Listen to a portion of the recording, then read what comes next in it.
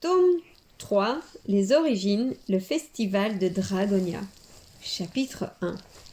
Ils arrivent s'écria Frigiel tout heureux.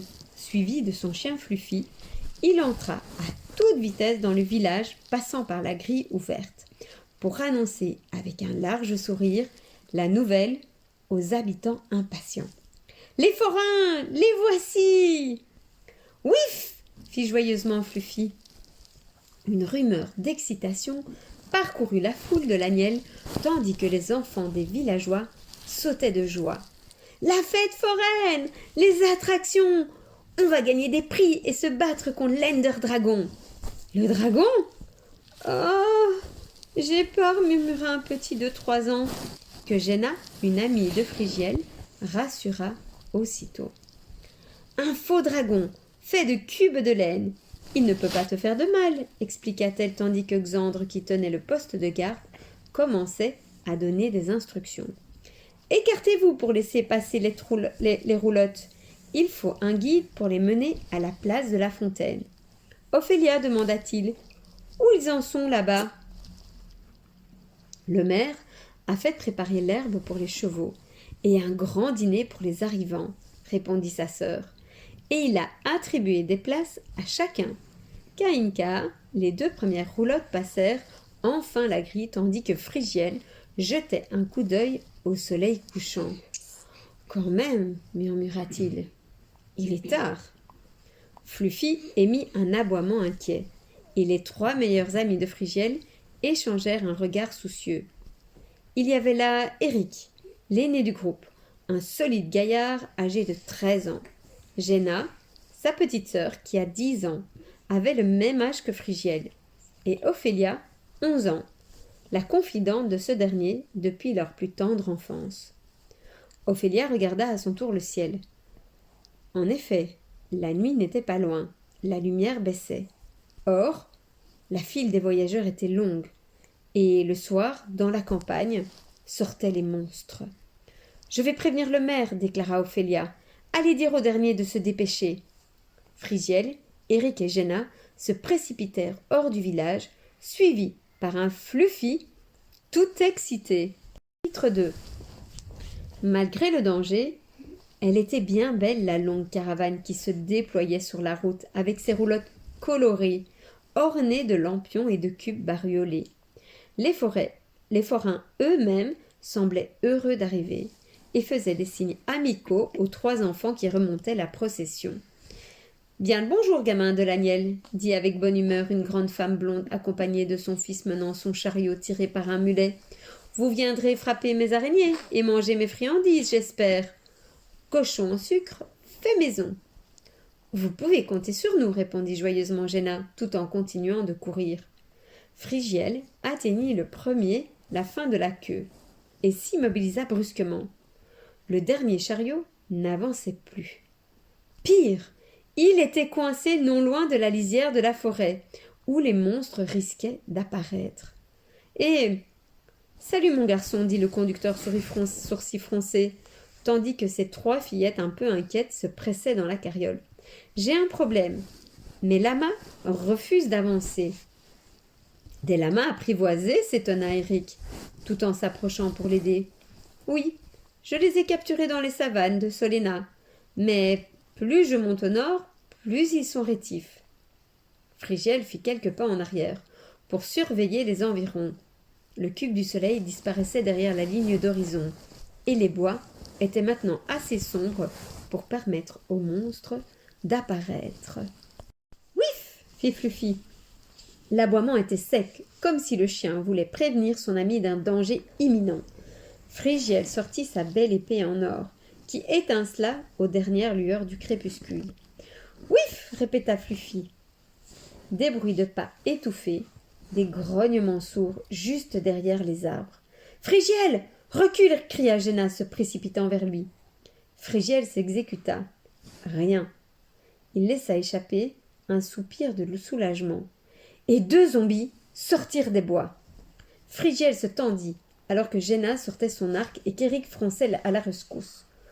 Dans la roulotte, les 3 petites filles poussèrent des cris horrifiés, et le forain s'acharna de nouveau sur les lamas.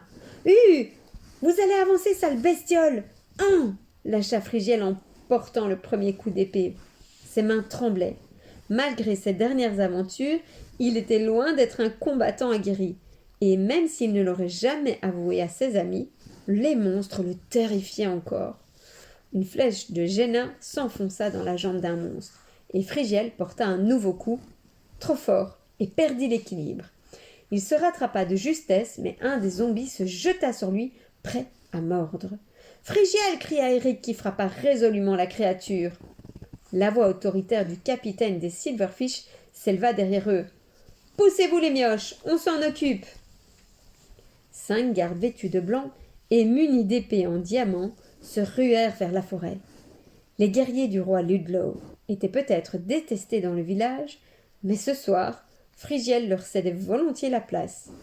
Il regarda avec fascination les farouches combattants se débarrasser des monstres en quelques coups de lame, puis courut vers la roulotte où se trouva Ophélia qui avait accompagné les gardes. Les lamas s'étaient enfin décidés à avancer, sans doute par peur de se faire dévorer. « Eh, merci de votre aide, les enfants, » dit le forain, qui, tenant les bêtes par le harnais, les encourageait à hâter le pas. « On ne vous a pas été très utile, monsieur, » dit Eric en rangeant son épée. « C'est Ophélia qui a prévenu les Silverfish. Votre présence nous a sacrément rassurés. Montez dans la roulotte, vous tiendrez compagnie aux filles. » Les enfants ne se le firent pas répéter 2 fois. « Vous nous avez sauvé la vie !» s'exclamèrent les fillettes, se jetant au cou des nouveaux arrivants, tandis que Frigiel protestait en riant. « Mais on n'a rien fait du tout. Demain, quand vous viendrez à mon stand, tournée gratuite de confiserie et de boissons pour tous les 4, annonça le forain sans l'écouter.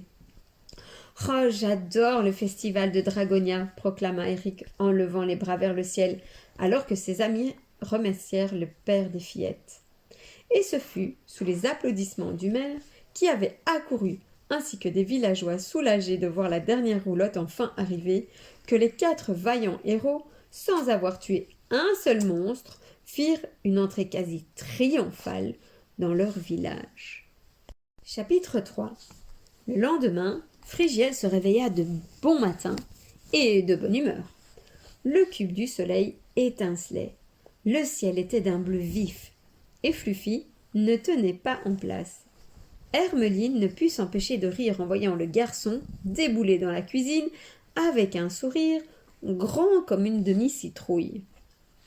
« C'est la fête de Dragonia !» s'écria Frigiel, se laissant tomber sur sa chaise, prêt à avaler un solide petit déjeuner. « C'est le festival de Dragonia !»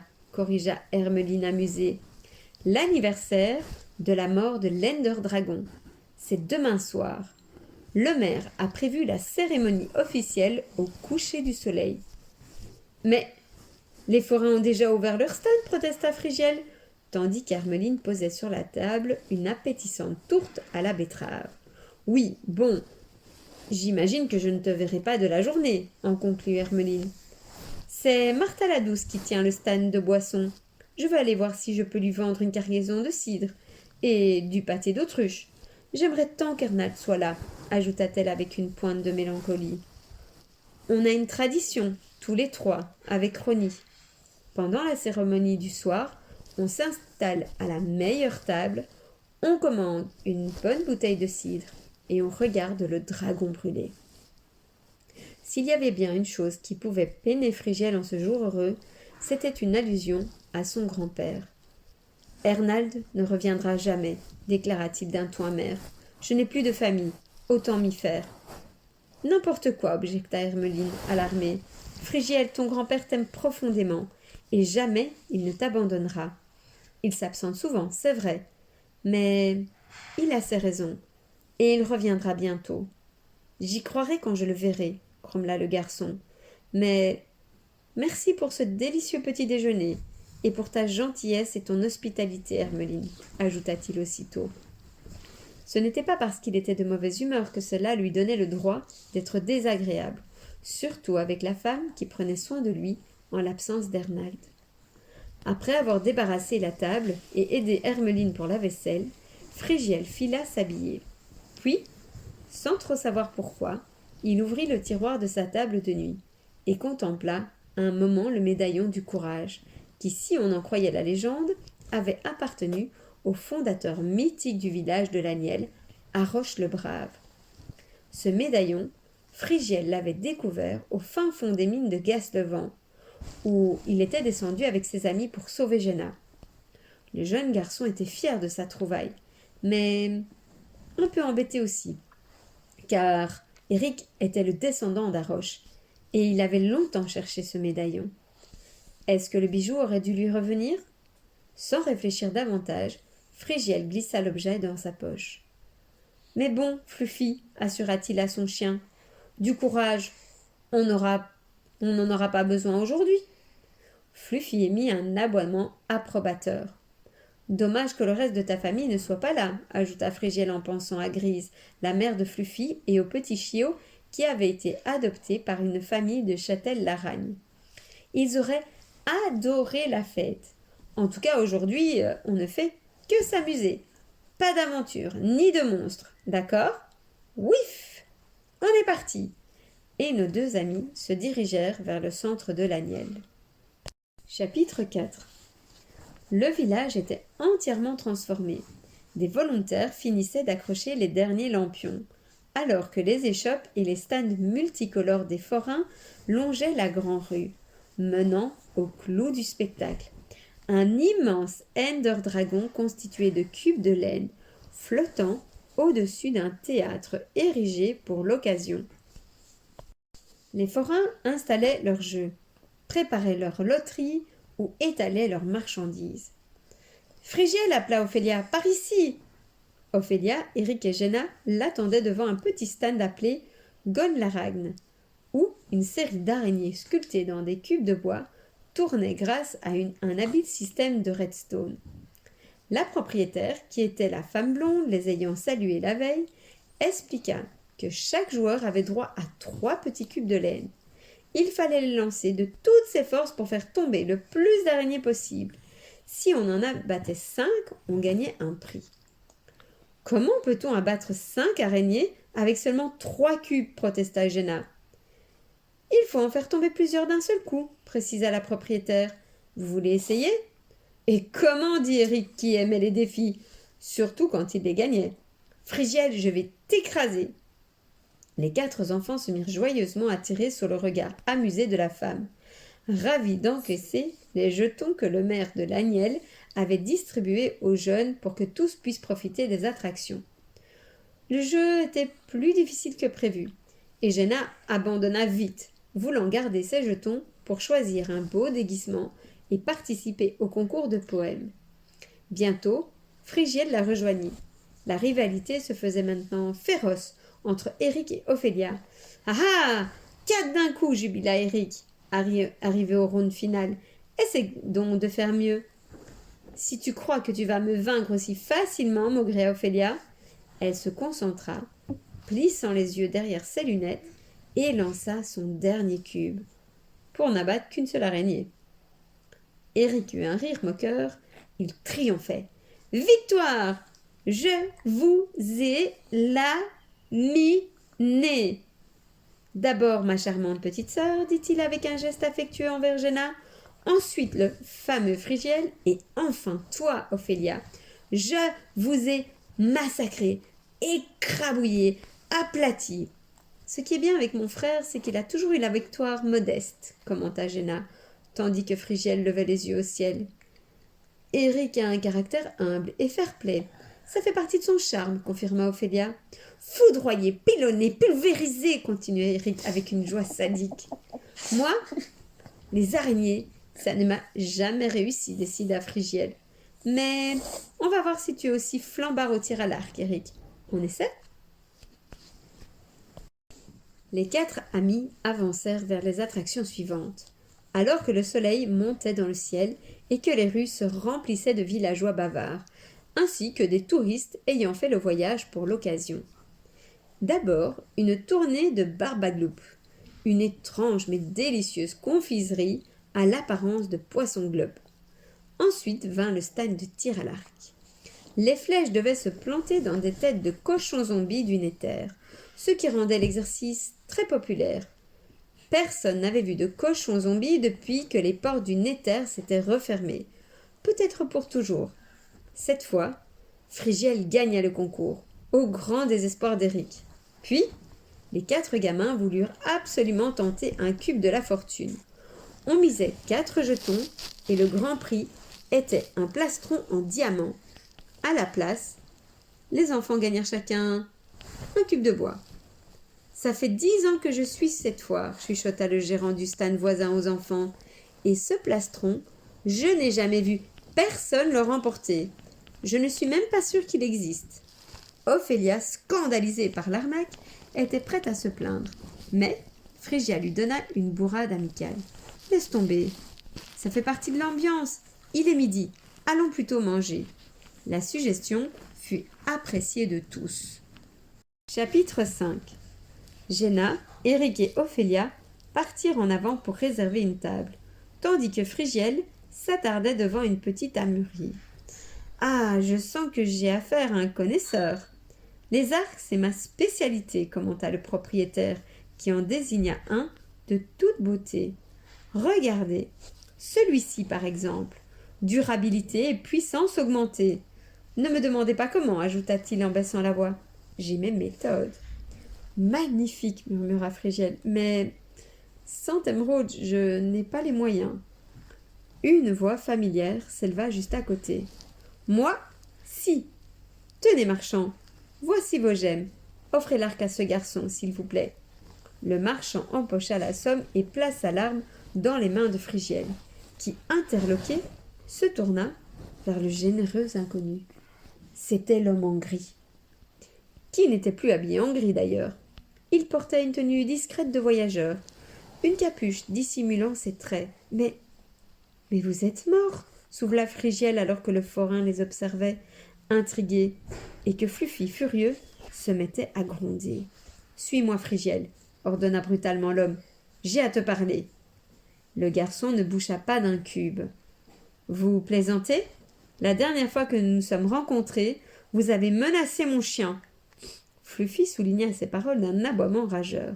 D'ailleurs, reprenez votre arc, ajouta Frigiel en replaçant l'arme dans les mains de l'homme en gris. Je ne veux pas de vos cadeaux. Tu as besoin d'aide, mon garçon? Demanda le forain qui suivait toujours la scène. Je peux appeler les Silverfish si tu veux. C'est pas que ça m'arrange, surtout s'ils mettent le nez dans ma marchandise, mais... Frigiel hésita. L'homme en gris le dévisageait sans broncher, attendant sa décision. Prévenir les gardes, c'était condamner son interlocuteur à une mort certaine. Et puis, l'homme en gris lui avait sauvé la vie, une fois. Non, merci, répondit finalement Frigiel au marchand. L'affaire va être vite réglée. Je vous préviens, chuchota-t-il ensuite à l'homme en gris. Je ne vais pas plus loin que le coin de la rue. Parfait, ne t'inquiète pas, je serai bref. Ensemble, ils se dirigèrent vers une ruelle sombre de la miel. Chapitre 6. Frigiel ne parvenait pas à en croire ses yeux. Il avait vu son ennemi tomber, abattu par les flèches des Silverfish, et son cadavre rouler au bas de la falaise. Par tous les gastes, comment il avait survécu? L'homme en gris s'arrêta au carrefour d'une rue étroite, dans l'ombre d'une haute maison. Après avoir vérifié qu'on ne pouvait les entendre, il se tourna vers le garçon et déclara sans préambule. « Frigiel, je pars loin d'ici, dans les Farlandes, sans doute, et je veux que tu m'accompagnes. » Le jeune garçon en resta soufflé. « Quoi?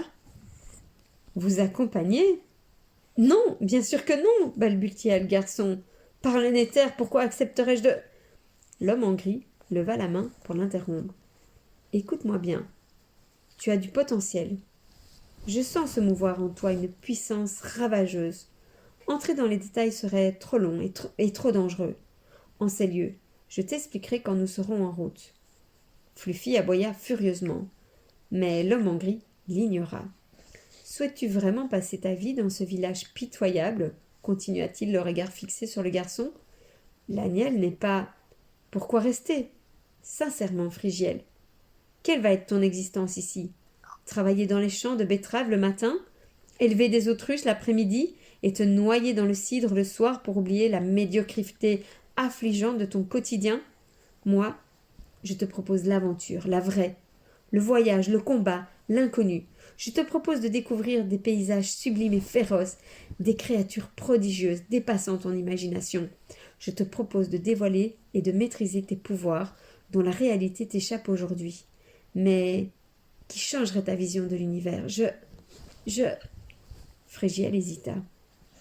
Fluffy, sentant le doute chez son ami, émit un jappement horrifié.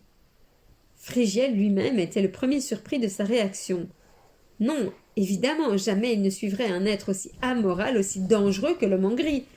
Pourtant, moi, je te propose l'aventure, la vraie, le voyage, le combat, l'inconnu. C'était si tentant. Au fond, Frégiel avait toujours rêvé de partir, de voir le monde et ses contrées mystérieuses, de respirer. Il sentit la présence du médaillon du courage au fond de sa poche. Oui, il aurait été bon de tout quitter, mais... Désolé, messire, se ressaisit-il, tandis que Fluffy, laissant échapper un gémissement soulagé.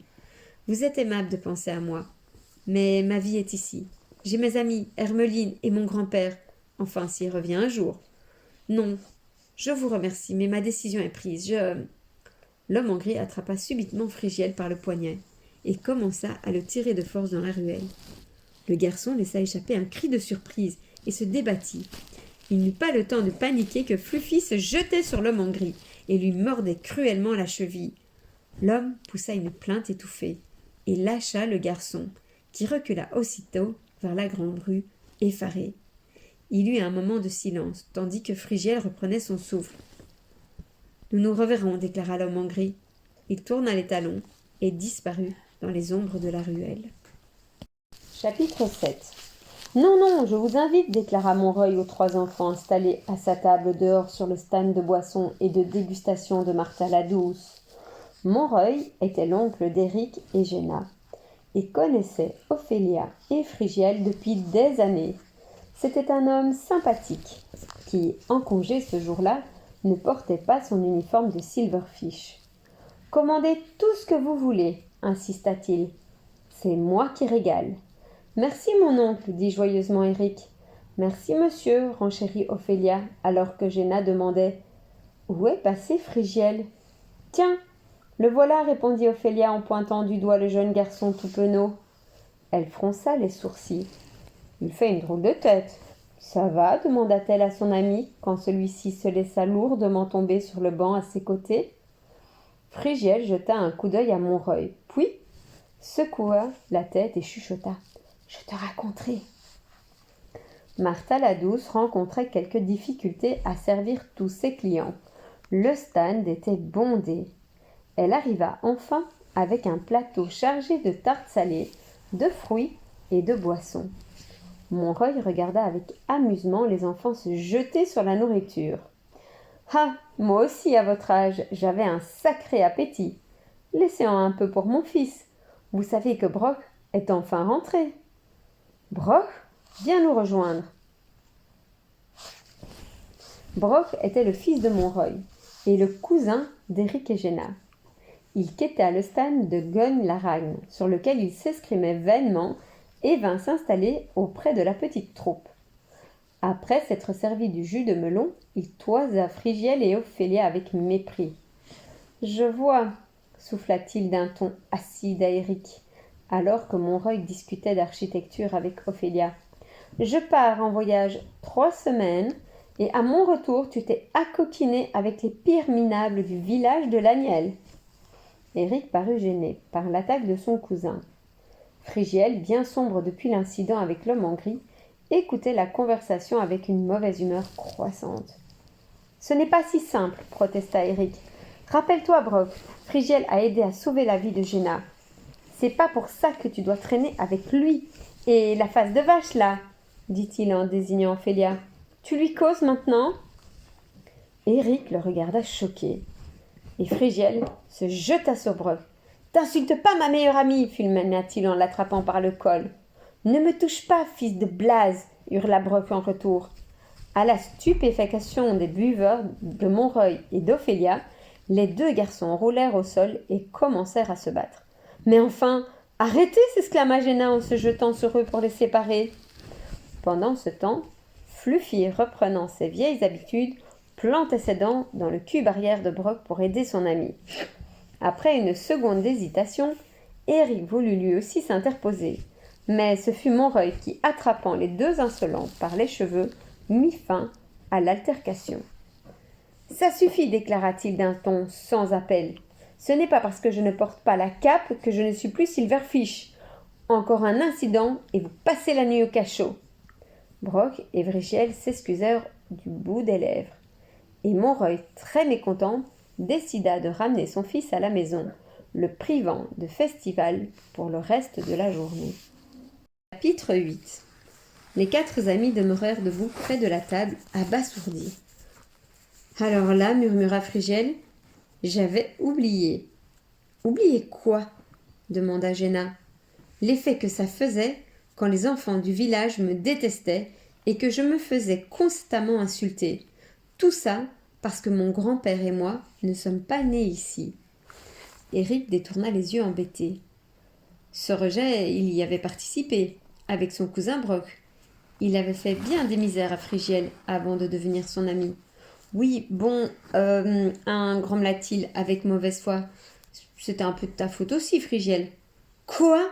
protesta Vrigiel déjà exaspéré, tandis que Fluffy poussait un aboiement indigné.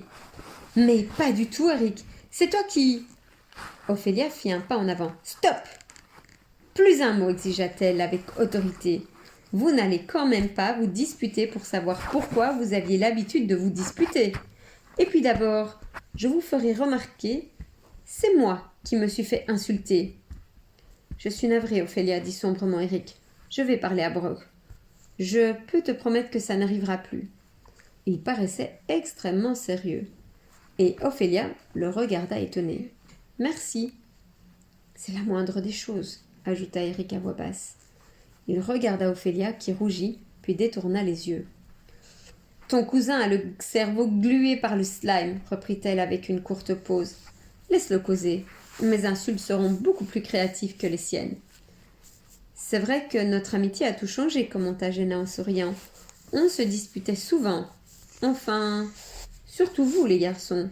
Mais après nos aventures, maintenant que nous sommes alliés, amis, on s'amuse quand même beaucoup mieux, non ? On est plus heureux. Beaucoup plus, admit Vrigiel en lui rendant son sourire. Fluffy eut un petit aboiement satisfait. Et même Eric maugréa quelque chose de positif. On passait une super matinée. Et en 1 minute, Brock a cassé l'ambiance, déplora Ophélia. Alors, ma proposition, c'est de transformer ce désastre en opportunité. Clair comme de la bedrock, ironisa Eric. Mais Ophélia l'ignora. Faisons la promesse que nous resterons toujours amis, que nous ne nous séparerons jamais. À 3, on se prend les mains. 1, 2, 3. Promis, clamèrent les 4 enfants en même temps. Vrigiel se sentit soudain très ému. « Bon, c'est pas tout ça, dit Géna, mais moi, je dois aller réviser mes poèmes. »« Je vais aller parler à Brock, soupira Eric. »« Et je vais préparer mon déguisement, ajouta gaiement Ophélia. »« On se retrouve à 8h ce soir ? Parce qu'à 8h... » « C'est la mascarade !» s'écria joyeusement la petite bande. Chapitre 9. Le soir tombait et les lueurs pourpres du soleil couchant illuminaient la foire. En arrivant sur les lieux, Vrigiel s'immobilisa, frappé par le spectacle. La mascarade était l'une des plus belles traditions du festival. Sous les lumières dorées des lanternes, des centaines de visiteurs masqués arpentaient la grande rue, créant une fascinante mosaïque où les squelettes côtoyaient des humains à tête d'Enderman et où de faux rois Ludlow croisaient des princesses oubliées ou des golems. Vrigiel s'était habillé en zombie et Fluffy portait un masque de dragon, lui donnant plutôt l'air d'un charmant petit dragonneau que d'un terrible monstre. « Allons terrifier la population et répandre la douleur chez les humains, déclara Vrigiel en imitant le ton rauque des morts vivants. « Ouif !» fit le féroce dragonneau à ses côtés. Vrigiel, levant ses mains faussement griffues, se jeta sur un groupe d'enfants qui, ravis, firent semblant d'avoir peur et poussèrent des cris aigus. « Non, l'Enderdragon !» s'exclama Lise, une des 3 fillettes que Vrigiel et ses amis avaient aidées la veille en voyant Fluffy. « Ouf, Grarif, répondit le chien. Parle, Néter, je tremble, ajouta-t-elle après un clin d'œil à Frigiel. Farouche guerrière, venez me soutenir. Léna et Léette, les deux sœurs de Lise, feignirent d'attaquer Fluffy, qui cavalait, grondait et ouvrait joyeusement la gueule comme pour cracher du feu. Ouif, ouif, grrrr. Demoiselle, je ne vous abandonnerai pas en ce péril, déclara Frigiel alors que Léna criait « Non, bah, un zombie !» Mais un zombie qui combat les dragons, protesta Frigiel, et la bataille s'engagea pour le plus grand plaisir de tous. Pendant ce temps, Éric, déguisé en Haroche-le-Brave, cherchait ses amis dans la foule. Alors qu'il longeait une boutique de costumes, une main se posa sur son épaule, et il se trouva face à un faux squelette. « Salutations, Haroche !» déclara le squelette d'une voix rauque un peu forcée. « Si tu ne veux pas que je te tue, il va falloir me verser une rançon. » Éric sourit. « Une rançon ? Crois-moi, téméraire créature, Haroche le brave ne se laisse pas intimider par les monstres. »« Je suis accompagné des armées des ténèbres, menaça le squelette, sa voix toujours étrangement modulée. Des hordes de morts vivants obéissent à mes ordres. »« Haroche le brave combattra les suppôts du mal, répondit théâtralement Éric, qui s'amusait beaucoup. Je refuse de payer, monstre maléfique. »« Vraiment ?» s'étonna le squelette d'une voix que, cette fois, Éric reconnut aussitôt. « Même si comme rançon je prends... » La main du squelette souleva le masque d'Éric et des lèvres se posèrent brièvement sur celles du garçon. « Un baiser ?» Le mort-vivant tourna les talons et disparut dans la foule, tandis qu'Éric abasourdi murmurait « Ophélia ?» Chapitre 10. Jenna, déguisée en la célèbre reine Dame Valdis, monta sur les planches du théâtre au bout de la grande-rue. Le bâtiment était encore désert, mais le lendemain, il serait joué la mort de l'Ender Dragon, tandis que des villageois réciteraient des épopées. Jenna devait déclamer un long poème, ce qui lui faisait un peu peur. Elle adorait le théâtre, mais lire des vers devant des centaines de spectateurs, ce n'était pas facile. Elle arpenta la scène, puis passa derrière les rideaux dans les coulisses inanimées. Il faisait sombre, étrangement sombre même. Le lieu, protégé par des palissades et des rideaux pour que les acteurs puissent s'y préparer tranquillement, était dans un grand désordre, envahi de caisses, de décors et de machines de théâtre. Mais, comme toute autre zone du village, l'endroit se devait être bien éclairé. Si le niveau de lumière était trop bas, des monstres se matérialiseraient. Et là, sur les 5 lanternes, 3 étaient éteintes, de même que la plupart des torches. « Mais enfin, grommela Jenna en ramassant un des flambeaux restés allumés, « ce n'est pas sérieux, je vais en parler au maire. » Elle se pencha pour rallumer la torche la plus proche, sans remarquer la grande ombre noire qui se glissait derrière elle. Le coup s'abattit durement sur sa nuque. Jenna, assommée, s'écroula entre 2 caisses.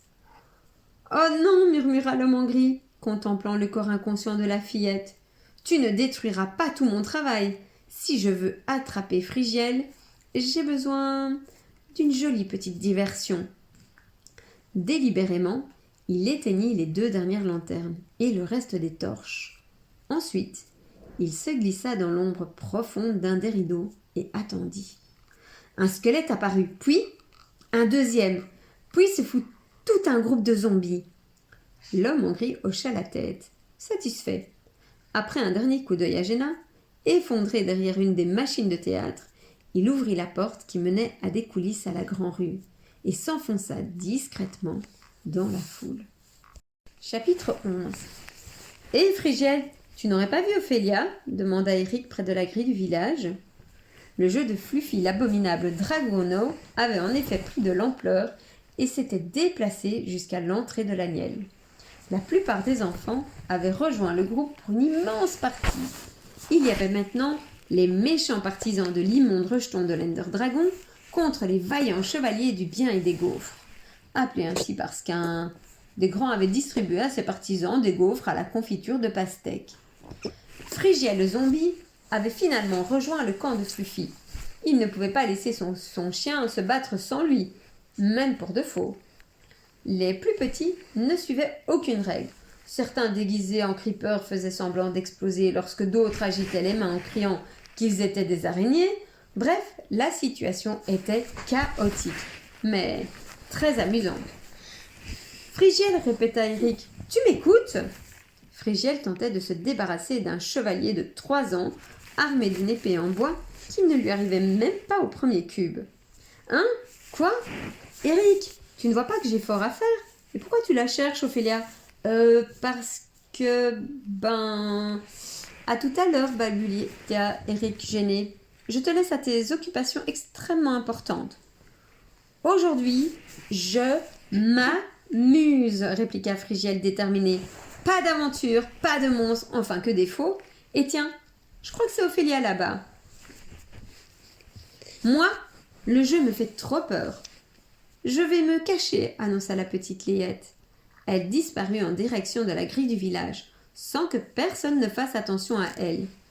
Eric s'était vivement retourné, et en effet, à l'angle d'une rue déserte, éclairée par un lampion à la lueur mordorée, se tenait une silhouette familière avec un masque de squelette. Abandonnant Frigiel et Fluffy au chevalier du bien et des gaufres, Eric traversa la rue. « Ophélia » murmura-t-il. Son amie se retourna et eut un petit sursaut. Puis, elle répondit, gardant sa voix profonde de squelette. « Il n'y a pas d'Ophélia ici. »« Ah, vraiment? Mais, voyez-vous, monsieur le monstre, vous m'avez volé quelque chose d'important, dit Eric en rougissant un peu. Le squelette resta quoi? Le garçon rassembla son courage pour continuer. « Et je dois le reprendre. » Il y eut un moment de pause embarrassée entre les deux amis. Puis, Eric se pencha vers Ophélia, souleva son masque et effleura sa bouche de ses lèvres. Il se redressa, attendant une réaction. Mais Ophélia bredouilla seulement. « C'est gentil, à tout à l'heure. Quand tu as dit que tu allais parler à Brock, je veux dire, tu le laissais m'insulter avant ?» Avant, c'était avant que Frigiel et Ophélia n'aident à tirer Génal des hauts de Guest-le-Vent. Avant qu'ils ne deviennent tous amis. Avant. Eric ne s'était pas toujours bien conduit. Il le comprenait maintenant. Avant, j'avais tort, dit-il, mais... Le garçon hésita avant de murmurer. Je t'aimais plutôt bien déjà. Sous son masque de squelette, Ophélia vira au rouge écarlate. Même si tu étais du genre mi-je sais tout. Et j'ai toujours raison, ajouta aussitôt Eric. Et toi, du genre à te battre pour rien et à rouler des cubes comme si tu étais le plus fort, grommela Ophélia. Oui, bon, soupira Eric mal à l'aise. On peut se disputer, ou on pourrait encore, enfin, tu vois. Si tu m'attrapes, lança Ophélia en riant. Elle se mêla à un groupe d'enfants déguisés qui remontaient vers le théâtre. Puis, fila à travers un rassemblement de zombies qui dansaient la salsa, tandis qu'Eric faisait de son mieux pour la suivre. Ce n'était pas facile entre la foule. Les lueurs dansantes des lanternes et les touristes masqués, il perdit la jeune fille de vue et la chercha un moment, avant de la repérer près du stand du cube de la fortune. Elle observait stoïquement le jeu. Alors, il s'approcha à pas de loup et l'attrapa par la taille.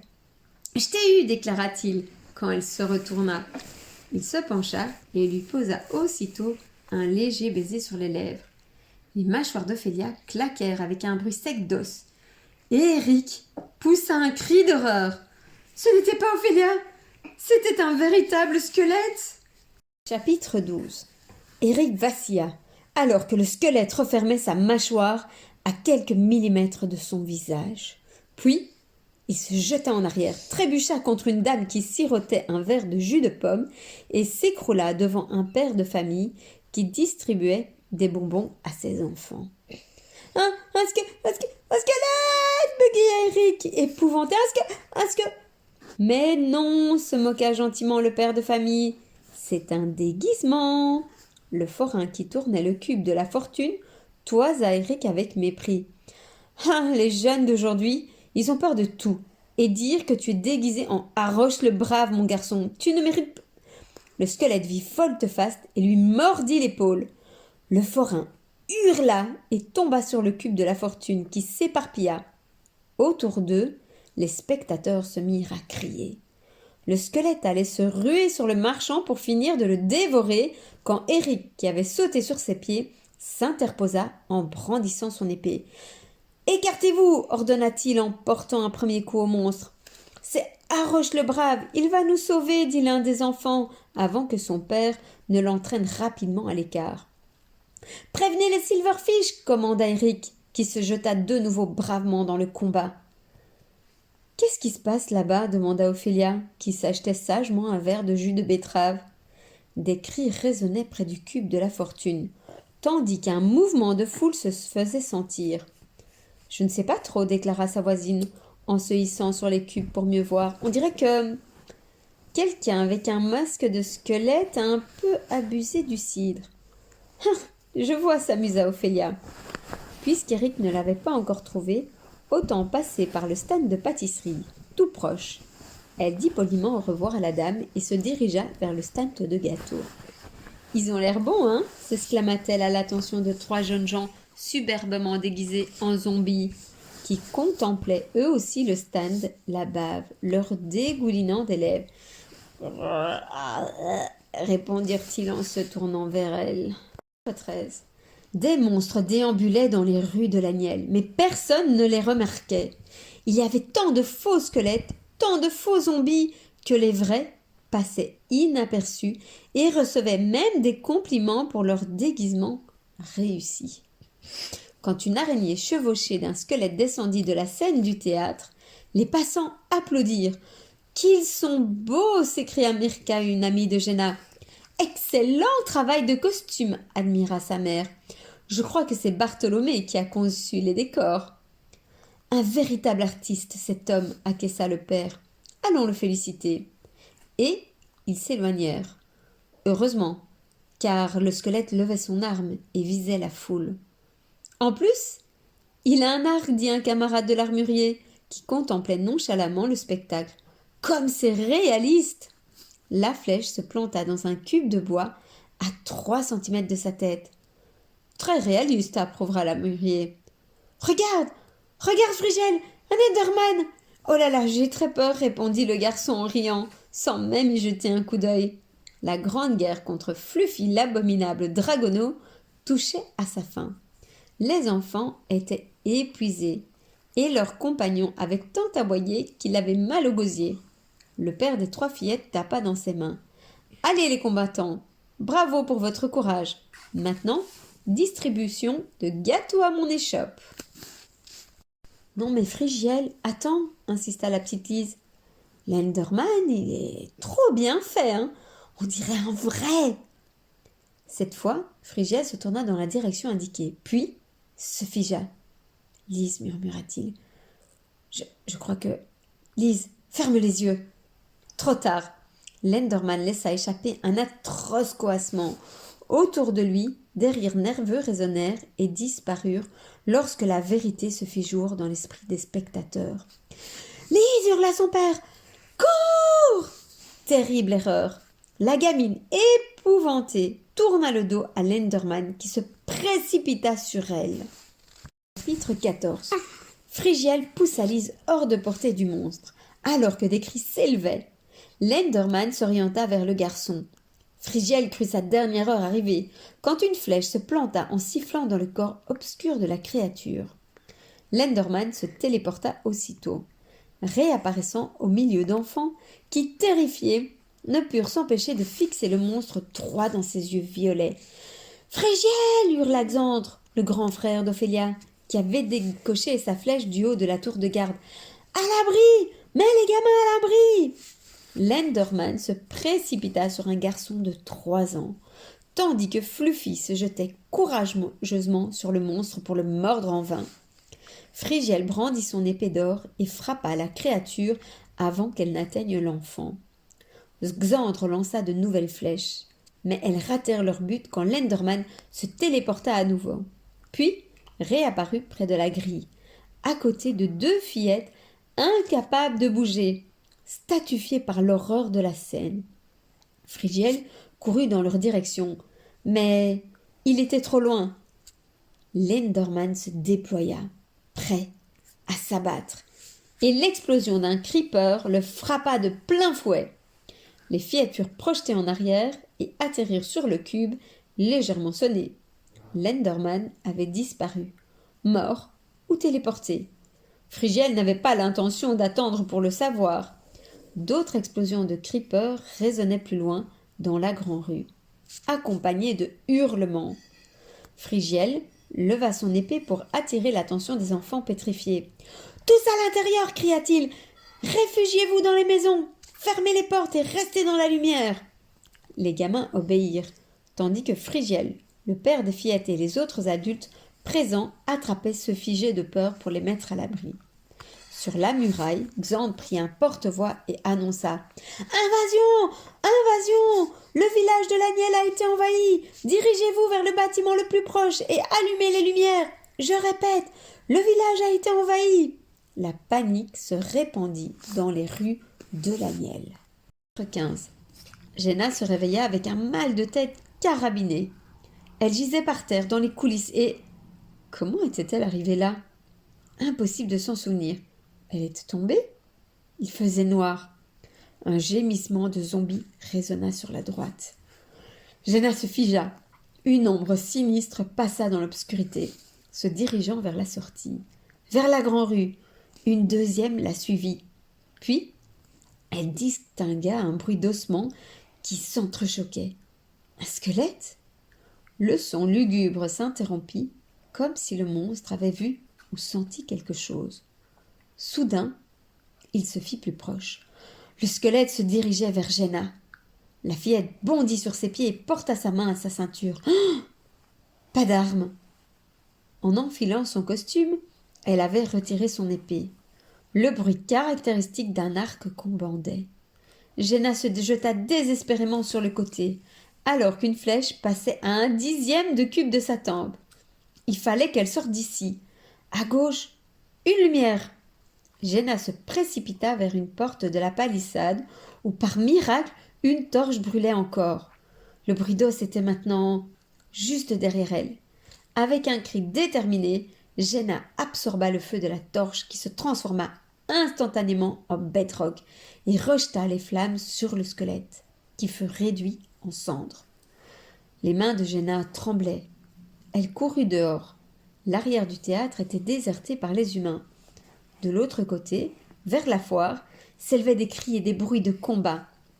Mais là où Jenna avait débouché, ne l'attendaient que des monstres. « Des torches ! De l'autre côté de la rue !»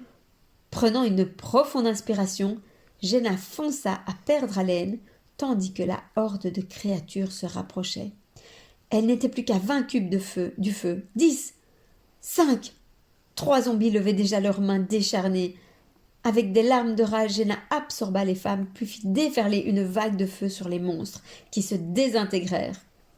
Elle continua à courir, longeant la lignée de torches qui conduisait vers le sud du village.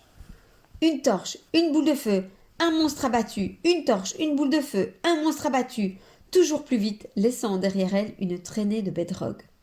Enfin, semant les monstres, elle tourna dans une rue au hasard, puis une autre, se perdant dans le dédale de l'Agnelle. Une main se posa sur son épaule, et Jenna hurla de terreur. « Jenna !» s'écria la voix de son frère. « Eric !» Elle se jeta dans ses bras. « Oh, par le Néther, tu es vivante !» s'exclama Eric ému. « Je te cherchais partout. Vite !» Il étreignit sa sœur avec tendresse et la fit entrer dans la maison la plus proche. « Stupéfiant !» murmura l'homme en gris abasourdi. Dissimulé non loin du théâtre, il avait suivi le parcours de Jenna. Il avait tout vu. Les monstres, les boules de feu, la bedrock. Il fit un pas en avant. Voilà qui change mes plans en profondeur. Chapitre 16. Plus un humain dans les rues de l'Agnelle. Sous la lueur glaciale du cube de la lune, zombies, squelettes et endermen erraient sur les chemins de pierre, entre les joyeuses décorations de la foire près du lac ou sur les marches de la mairie. Dans la panique, des échoppes avaient été renversées. et l'araignée chevauchée écrasait désormais sans remords les marchandises de ses pattes velues. « Un vrai cauchemar, murmura Ophélia en contemplant le spectacle par la fenêtre de l'auberge. T'en fais pas, gamine, on va pas se laisser faire, assura Montreuil à ses côtés. Brock, Montreuil, Ophélia et une bonne trentaine de villageois s'étaient claquemurés chez Martha la Douce. Celle-ci avait ouvert les portes de son auberge aux habitants en danger. Mais maintenant, elle pestait avec sa mauvaise humeur habituelle contre le dérangement créé. « Ne croyez pas que je vais vous nourrir gratis, prévint-elle, plantée au milieu de la salle, les mains sur les angles.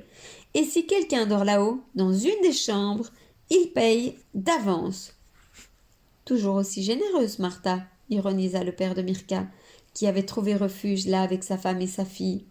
« Et j'ai une affaire à tourner, rétorqua l'aubergiste. Du calme, tempéra Bartholomé l'architecte, dont tous respectaient l'âge et la sagesse. Martha, tu comprends que la situation est exceptionnelle. D'ailleurs, tournée de cidre et ragoût d'autruche pour tout le monde. Et c'est moi qui règle l'addition. Nous avons besoin de réconfort, et la nuit risque d'être longue. » La suggestion fut accueillie par des applaudissements, et Martha, maugréant pour la forme, mais heureuse d'une si bonne affaire, partit dans la cuisine préparer les plats. « Bon, les enfants, je vous laisse, annonça Montreuil à Brock et Ophélia. Je dois rejoindre la mairie et les autres Silverfish. On va en avoir du boulot quand le soleil sera levé. »« On ne va pas te laisser partir tout seul, papa, protesta le jeune garçon. »« Il a raison, monsieur, ajouta Ophélia. Vous aurez besoin de tous les combattants demain, et Brock et moi, on sait tirer à l'arc. » Montreuil hésita, puis hocha la tête. « Ce n'est pas une mauvaise idée. On vous placera aux fenêtres comme archer pendant que nous nettoierons le village. »« Bon, dit-il en levant les yeux vers le 2e étage de l'auberge. En attendant, on va passer par les toits. » Chapitre 17. Frigiel et Fluffy s'étaient réfugiés avec une bonne douzaine d'enfants dans un étroit poste de garde, près de la muraille de l'Agnelle. Frigiel étant le seul grand, il était de son devoir de rassurer les autres. « N'ayez pas peur, déclara-t-il au visage inquiet qui l'entourait. Nous sommes en sécurité ici, et quand le soleil se lèvera, la plupart des zombies et des squelettes disparaîtront. Vous savez qu'ils ne supportent pas la lumière. »« Oui, mais les Endermen, coupa la petite Lise terrifiée. »« Et les creepers ?»« Et les araignées ?» s'écria un autre pendant que sa sœur protestait. « Les araignées, ça n'apparaît que dans la forêt. »« Sauf quand elles sont chevauchées, rétorqua un garçon, alors qu'une nouvelle explosion de creepers résonnait quelque part dans les profondeurs du village. « C'est vrai, il restera quelques petits monstres, reconnut Frigiel, mais nous avons d'excellents guerriers, sans compter les Silverfish, dont c'est le métier. Ils se débarrasseront des récalcitrants. »« Ouif !» aboya Fluffy avec détermination. « Mais comment les monstres ont réussi à rentrer ?» demanda Léna. « Il y avait une zone d'ombre. » « C'est pas grave, renchérit sa sœur avant que Frigiel ne réponde, parce que Léette, elle est dans la forêt, toute seule. Au moins, elle est en sécurité. » Les enfants ouvrirent les yeux ronds tandis que leur jeune protecteur se rapprochait inquiet. Léette, Lise et Léna étaient les triplés du forain au lama. Lise et Léna étaient ici, même dans le poste de garde, et leur père s'était réfugié dans une autre maison, entouré lui aussi d'une horde de gamins effrayés. « Mais non, Lise, répondit gentiment Frigiel. Léette est avec ton papa. »« Non, répliqua-t-elle avec certitude. Je l'ai vu partir. On jouait à Fluffy l'abominable dragonneau et Léette a eu peur. Alors, elle a dit « Je vais me cacher. » Et je l'ai vue. Elle a passé la grande grille pour aller dehors. Le chien émit un gémissement anxieux, tandis que son compagnon humain interrogeait les autres pour essayer de reconstituer les faits. Malgré les témoignages confus, le garçon dut se rendre à l'évidence.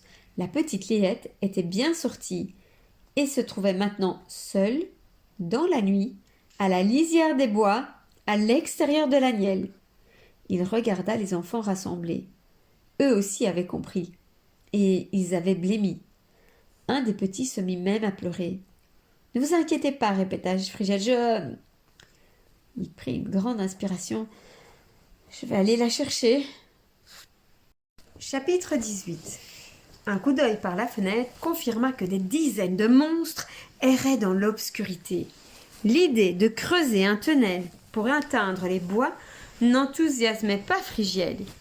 Il avait déjà été coincé sous terre dans la forêt sombre, poursuivi par des araignées, et il en gardait un mauvais souvenir.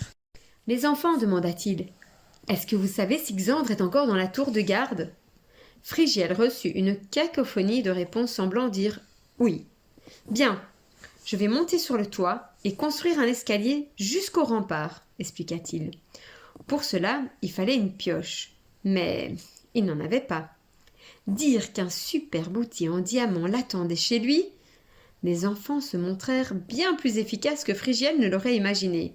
En quelques minutes, ils avaient fouillé le poste de garde et déniché des cubes de fer. La petite Lise mina du bois dans une paroi, en prenant garde bien sûr à ne pas créer une entrée pour les monstres, et avant même que Frigiel ne se retourne, 2 garçons avaient monté un établi. « Bravo les enfants !» les félicita Frigiel. « Vous êtes encore plus forts que quand vous combattiez l'abominable Dragono. » Les gamins rirent, et Fluffy émit un grrrr hautement draconique. Quelques secondes plus tard, Frigiel tenait une solide pioche de fer.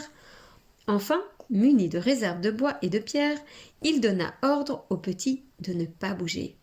Il creusa une sortie par le toit, se hissa dehors avec Fluffy et reboucha le trou aussitôt. La nuit était très noire.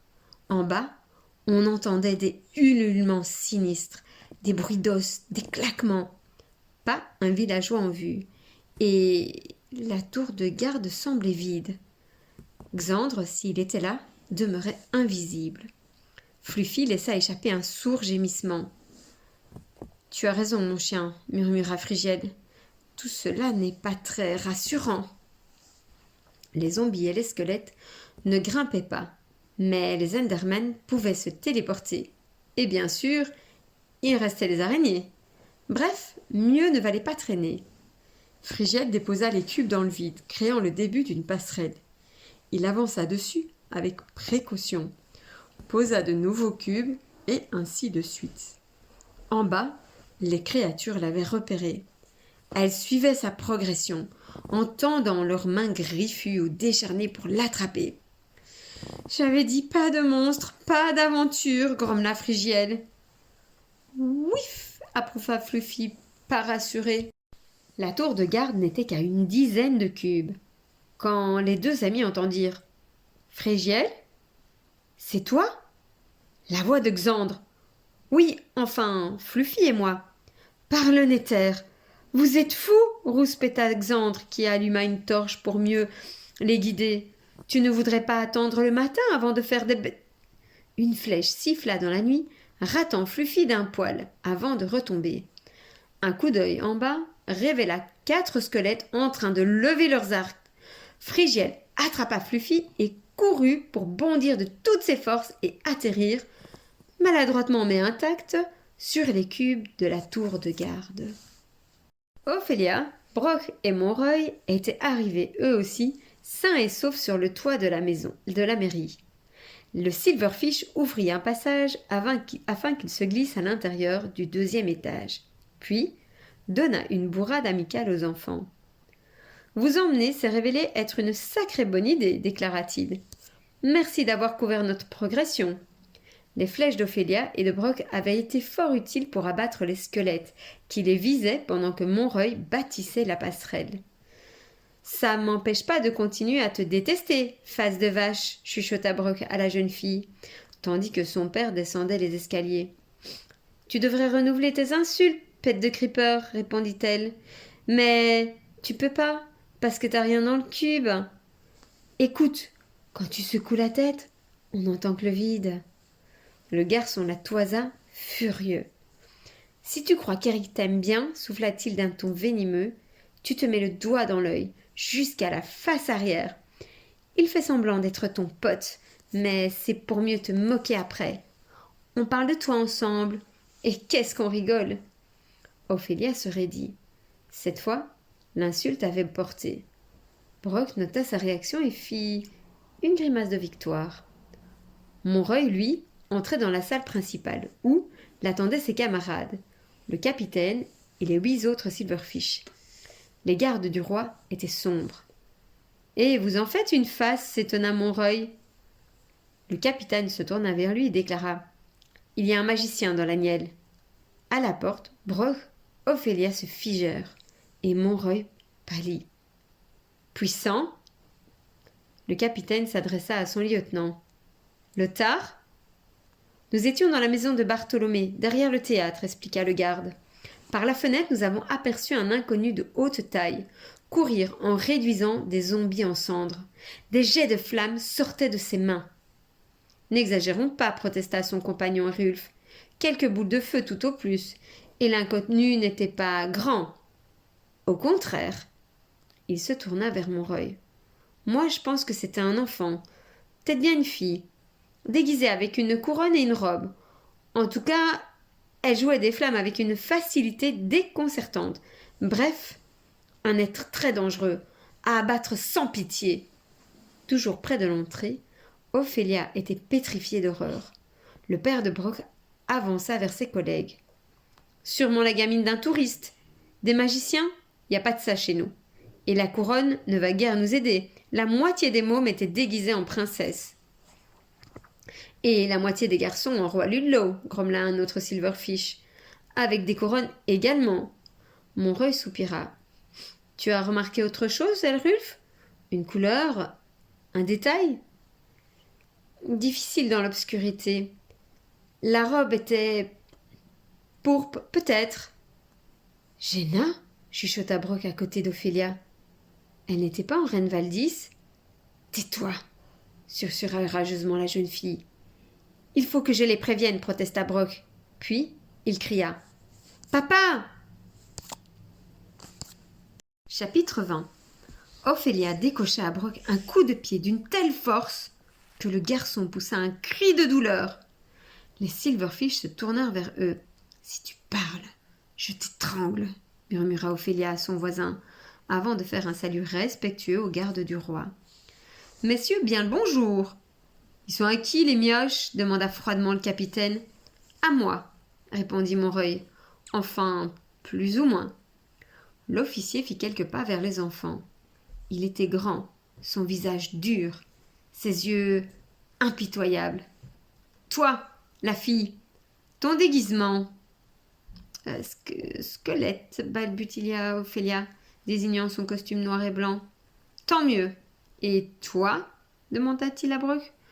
Et c'est mon fils, protesta Montreuil. Mais le capitaine ne détourna pas les yeux. Silverfish, bafouilla Brok, mais j'étais puni, j'ai pas eu le droit de le porter. L'homme les dévisagea longuement. Quand il se détourna enfin, les 2 enfants poussèrent un discret soupir de soulagement. « Bien, » reprit le capitaine. « Maintenant, écoutez-moi tous. Pas un mot aux villageois. Inutile de créer la panique et de laisser croire au bon sujet du roi Ludlow que ses gardes sont incapables de nettoyer le pays de ces foutus sorciers. Nous cherchons un voleur, ou plutôt une voleuse, qui a dérobé un objet important. Et tant que nous ne l'avons pas trouvé, personne ne sort de l'agnelle. Et personne n'y rentre non plus. Compris ? Les Silverfish acquiescèrent gravement. « Entendu les mioches ?» dit le capitaine en se tournant vers Brok et Ophélia, qui hochèrent la tête tétanisée. « Bien. Attendons demain, » ajouta l'homme en regardant par la fenêtre. « Le soleil se lèvera dans quelques heures. Nous allons trouver ce magicien et nous allons le détruire. » Ophélia attira Brok dans le couloir, hors de portée des oreilles indiscrètes. Elle expliqua vivement. « Si tu dénonces Géna, ils vont la tuer ou l'exiler pour toujours. »« C'est donc vrai ?» murmura le garçon. « C'est elle la magicienne ?»« Non, je n'ai pas dit ça. » Tenta de se rattraper Ophélia, embarrassée. « Je veux dire que vu son déguisement, si les Silverfish imaginent que c'est elle... » Mais Brok n'était pas dupe. « Eric est au courant ?» demanda-t-il avec froideur. « Il me l'a caché ?» Non, souffla Ophélia, il ne sait rien.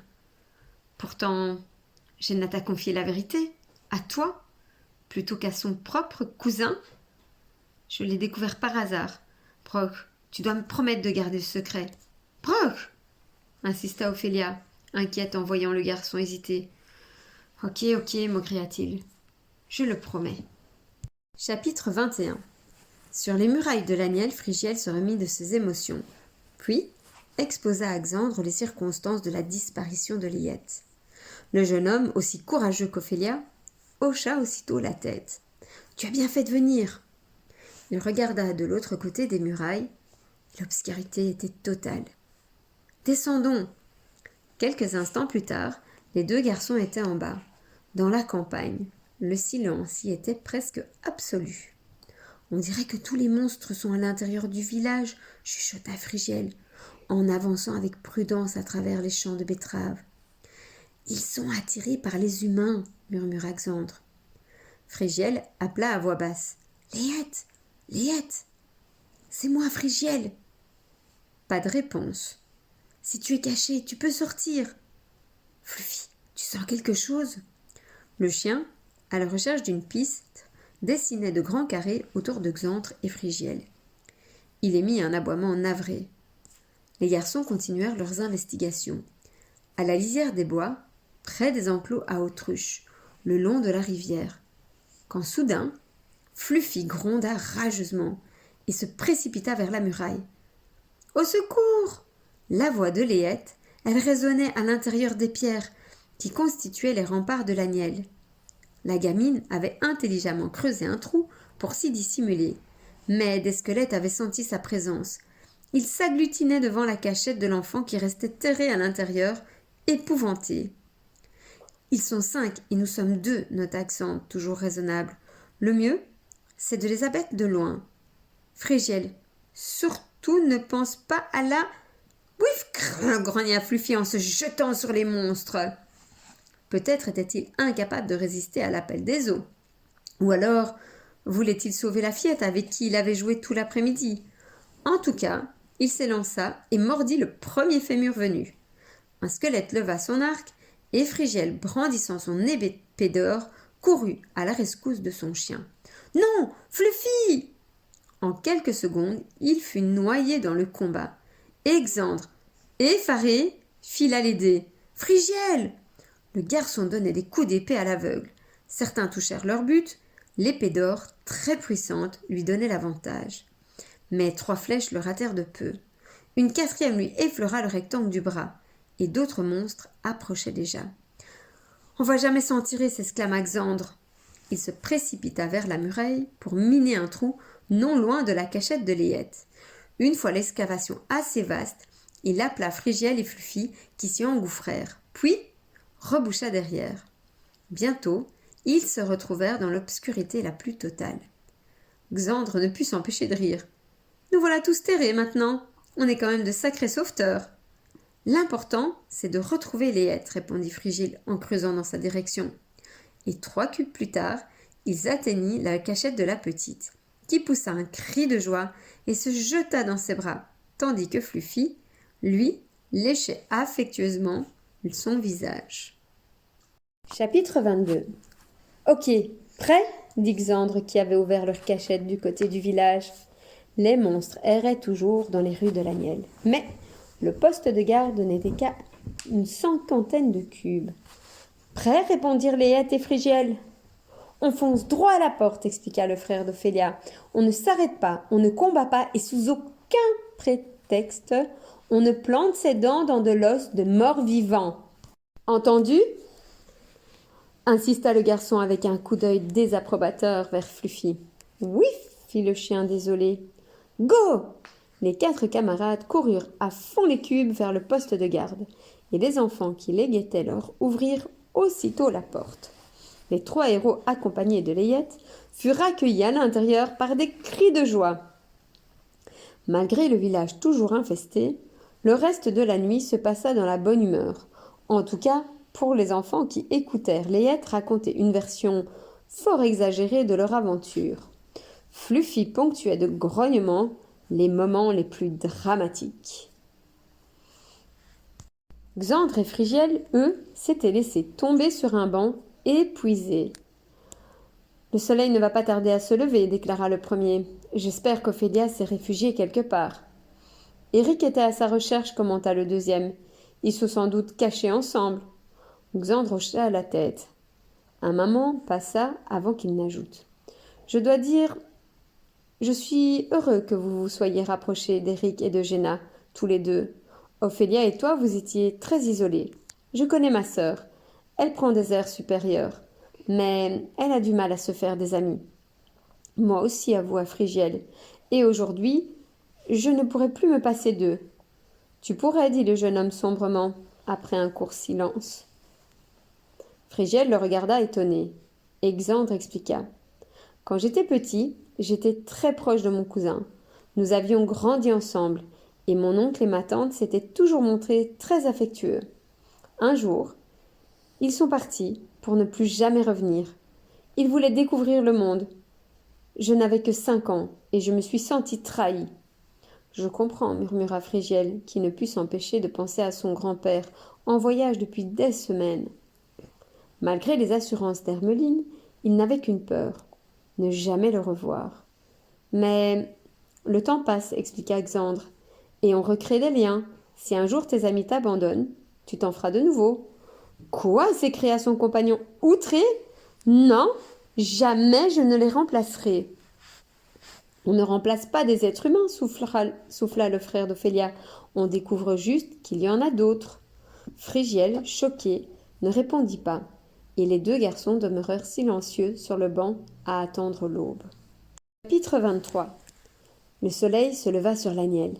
Frigiel et les enfants regardèrent fascinés par la fenêtre alors que squelettes et zombies se désintégraient un à un dans la lumière dorée.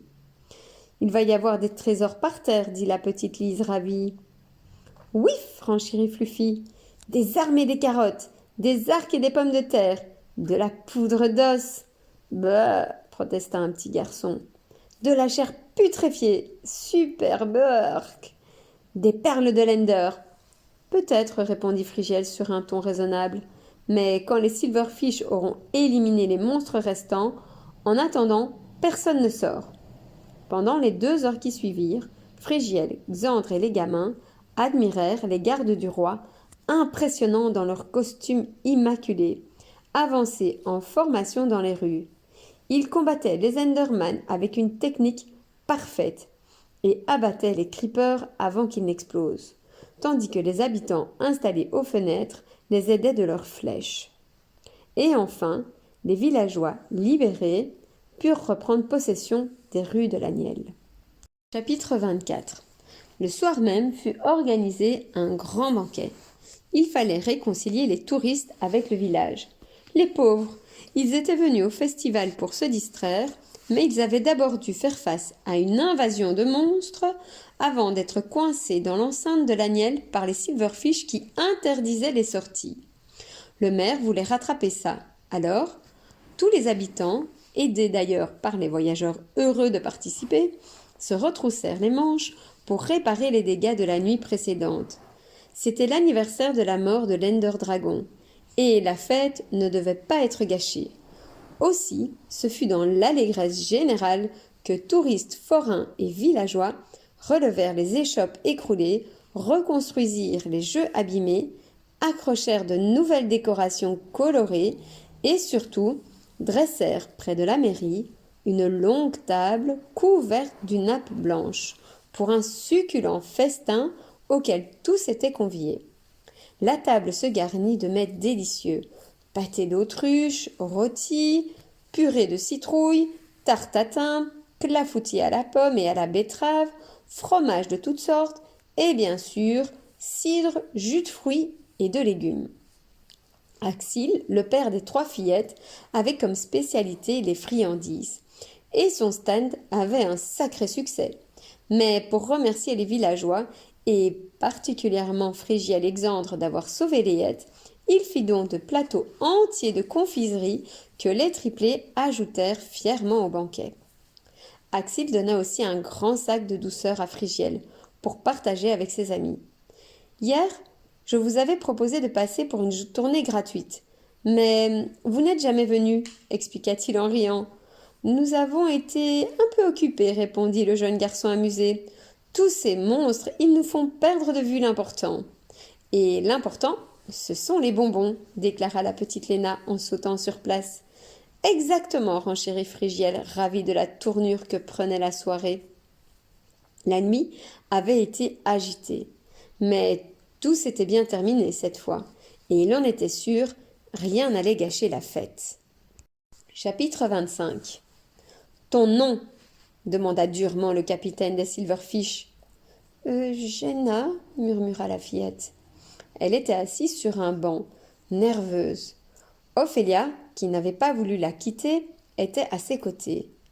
L'homme, en compagnie de Lothar et d'Erulf, convoquait les enfants un par un dans la grande salle de la mairie pour mener son enquête. Ah oui, la nièce de Montreuil, grommela le capitaine en prenant des notes. Tu étais déguisée en reine Valdis, c'est bien cela? Avec une couronne? Oui, monsieur. Erulf, tonna le chef. Tu la reconnais? L'appelé dévisagea Jenna sous tous les angles, tandis que la petite se raidissait. Difficile à dire. Le magicien était plus grand, protesta Lothar, et c'était un garçon. J'en mettrais ma main à couper. Le capitaine l'ignora. Où as-tu passé ta soirée, Jenna? Je suis montée sur la scène réviser mon poème, expliqua la fillette. Puis, les monstres ont attaqué. Ensuite, j'ai couru dans les rues effrayées et je suis tombée sur mon frère. Rien de tout cela n'était un mensonge. Ophélia, qui connaissait l'immensité du risque encouru par son amie, n'eut quant à elle aucun scrupule à travestir la vérité. Jenna était avec moi au théâtre, déclara-t-elle avec aplomb. Quand nous avons vu l'armée de morts-vivants, nous avons décampé vite fait. Après, j'ai retrouvé Brock et Montreuil. Maugréa Silverfish. Il allait poser de nouvelles questions quand Montreuil passa le cube à la porte soucieux. Bonjour Jenna, bonjour Ophélia. Capitaine, expliqua-t-il, nous avons terminé l'inspection des quartiers nord et des bâtiments principaux. Plus de monstres. Mais je ferai bien un deuxième passage pour être sûr. Oh, inutile, rétorqua son supérieur. Nous avons d'autres priorités. Je comprends qu'attraper ce voleur soit important, protesta Montreuil, mais nous devons aussi assurer la sécurité des villageois. Le capitaine se leva glacial. Et depuis quand contestes-tu mes ordres, Montreuil? Ton attachement à ce village et à ses habitants commence à m'inquiéter. J'espère que tu sais à qui va ta loyauté et où est ton devoir, conclut-il d'un ton sec. Montreuil se figea. Bien sûr, capitaine, balbutia-t-il. Parfait. Quant à vous, disparaissez, ordonna l'homme à Ophélia et Jenna, avec un coup de tête méprisant. Allez, suivant. Chapitre 26. Whiff, whiff, fit Fluffy en longeant le mur sud de la mairie. Le soleil se couchait et le banquet allait bientôt débuter. Frigiel avait été recruté par Martha la Douce pour porter une lourde marmite de ragoût. Qu'est-ce qu'il y a, mon chien? Demanda-t-il en posant la marmite au sol. Fluffy bondit, puis gratta rageusement les murs en pierre du bâtiment. Tu as trouvé le voleur? Enfin, s'il existe, vu que les Silverfish ne veulent toujours pas nous dire ce qui a été dérobé. Mais le chien insistait, et le garçon, maintenant inquiet, décida d'aller voir de plus près. Et s'il restait un monstre manqué par les gardes du roi? Sortant son épée, il pénétra dans la mairie, par une entrée secondaire, et se retrouva dans un petit bureau. Rien. Bah alors, Fluffy? Demanda Frigiel. Oui, fit-il mécontent en commençant à gratter le même mur, mais de l'autre côté. Le monstre est repassé dehors? Nuif, contredit le chien, énervé pour une raison mystérieuse. Frigiel sortit. Rien. À part Eric, Jenna et Ophélia qui rigolèrent regardaient la marmite.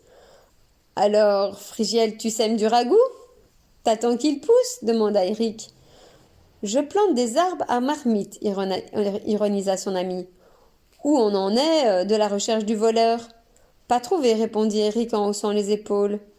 Et il nous l'a Et ils ne la retrouveront pas, déclara Ophélia d'un air satisfait. J'en fais la prédiction. Bon, s'exclama joyeusement Géna. Le banquet commence. Frégiel la regarda avec curiosité. Tu parais soulagée, remarqua-t-il. Les Silverfish m'ont interrogée pour savoir si j'étais la voleuse, expliqua Géna avec un petit sourire. Mais ça y est, je suis innocentée. Alors, allons manger. Chapitre 27. Un groupe d'amis, même les meilleurs amis du monde, ce n'est jamais simple. La nuit était tombée, les lueurs mordorées des lampions illuminaient l'obscurité, tandis que la lune éclairait les cubes colorés de l'Ender Dragon. Villageois et voyageurs divisaient, se passant les plats fumants du délicieux festin, pendant que les jeunes enfants couraient autour des dîneurs, et qui aurait vu Frégiel, Géna, Éric et Ophélia se régaler gaiement, aurait pu croire que les 4 amis n'avaient ni soucis, ni secrets. Mais tel n'était pas le cas. Ophélia était toujours inquiète pour Géna. La fillette avait beau déclarer que les Silverfish l'avaient innocentée, la plus grande savait que l'enquête suivait son cours. Elle ne se sentirait tranquille que lorsque les gardes du roi auraient quitté le village. Éric jetait d'ailleurs des coups d'œil discrets à Ophélia, se demandant pourquoi cette dernière semblait l'ignorer après les baisers qu'ils avaient échangés la veille, pendant la mascarade. Son exaspération montait. Géna, se sentant toute légère, discutait avec Frégiel, et celui-ci, ayant toujours eu un faible pour elle, se trouvait très heureux de son attention. Brock, quant à lui, était assis à côté du groupe et personne ne lui adressait la parole. C'est pourquoi il se sentait isolé et malheureux. Quant à Fluffy, normalement le plus insouciant de tous, il faisait des allers-retours entre la table et le mur de la mairie, émettant de petits jappements rageurs. « C'est bon, mon chien, protesta Frégiel, qui n'avait qu'une envie, parler avec Géna. On a compris. Le chien émit un grognement insatisfait, mais fut distrait par une caresse et une assiette de ragoût offerte par le garçon. Géna les étudia amusée. Fluffy est vraiment ton meilleur ami, constata-t-elle en feignant la jalousie. Et moi alors? Fluffy est mon meilleur ami canin, répondit Frégiel gêné. Et chez les humains, c'est Ophélia. Mais toi, tu es spécial, Géna. Il rougit jusqu'aux oreilles. J'espère bien, dit la fillette gaiement. Elle ajouta avec un sourire charmeur. Désolée, je ne sais pas ce que j'ai ce soir. Disons que j'ai eu beaucoup d'émotions hier et que j'ai besoin de me sentir proche des gens que j'aime. Elle donna un coup de coude affectueux à Frégiel qui le lui rendit. Puis, le garçon s'empourpra de nouveau et dissimula son embarras en dévorant son assiette de ragoût. De son côté, Éric n'avait jamais été patient. Après avoir posé 3 fois la même question à Ophélia et n'avoir reçu aucune réponse, il se leva brutalement et déclara « Il faut qu'on parle !» Ophélia le regarda surprise. Éric désigna un bosquet. « Tu viens une minute ?»« D'accord. » Quittant la table, la jeune fille emboîta le pas à son amie. Ni elle ni Éric ne remarquèrent que Brock se levait lui aussi, et les prenait discrètement en filature. Chapitre 28. Tu m'embrasses et puis tu m'ignores, s'indigna Éric dès qu'ils furent dissimulés par le tronc épais d'un chêne. Tu le fais exprès ou quoi? La jeune fille, extrêmement embarrassée, regarda autour d'elle pour voir si personne ne les écoutait, avant de répondre. Je fais exprès de quoi? Autour du garçon d'être gêné. De me donner de l'espoir. Oh, arrête, souffla Ophélia sans oser le regarder dans les yeux. On sait tous très bien que tu me détestes. Enfin, pas que tu me détestes, mais que je t'exaspère. Éric resta silencieux un moment. Tu te trompes, déclara-t-il enfin. Ophélia releva la tête. Je t'ai toujours admiré, continua le garçon. Tu ne te laisses faire par personne. Si on t'insulte, tu réponds sur le même ton. Tu es brave, tu es loyal, Je ne te déteste pas, ajouta-t-il timidement. Pas du tout. Brock affirme que vous vous moquez de moi derrière mon dos, dit rapidement Ophélia, pour combattre son émotion croissante. Quoi? N'importe quoi. Brock est un menteur. Je n'ai jamais... Même quand nous détestions, C'était de Phrygiel dont on disait du mal. Oh bah, c'est pas mieux, rétorqua Ophélia en riant, alors que son cœur battait à tout rompre. Il y eut un silence. Ni Eric, ni Ophélia ne savaient maintenant comment procéder. Eh bien, commença la jeune fille avant de ricaner nerveusement. Moi non plus, je ne te déteste pas. Encore un silence. Elle fit un pas en avant. En fait, Eric prit Ophélia dans ses bras et posa ses lèvres sur les siennes. Brock, qui avait espionné la scène derrière un muret, tourna les talons et rejoignit lentement le banquet. Géna riait toujours avec Phrygiel. Son père bavardait avec un autre Silverfish. Brock approcha de sa cousine. Alors comme ça, je suis un menteur. Géna le regarda sans comprendre. Pardon? C'est ce qu'Eric raconte. Et si tu devais choisir entre Ophélia et moi, continua-t-il sans laisser à Géna le temps de réagir, qu'est-ce que tu ferais? Phrygiel suivait la conversation, étonné. Fluffy émit un aboiement désapprobateur. Répondit la fillette embêtée, je ne choisirai pas. Je vous apprécie tous les deux, et c'est-à-dire que... Laisse tomber, j'ai compris, grommela Brock.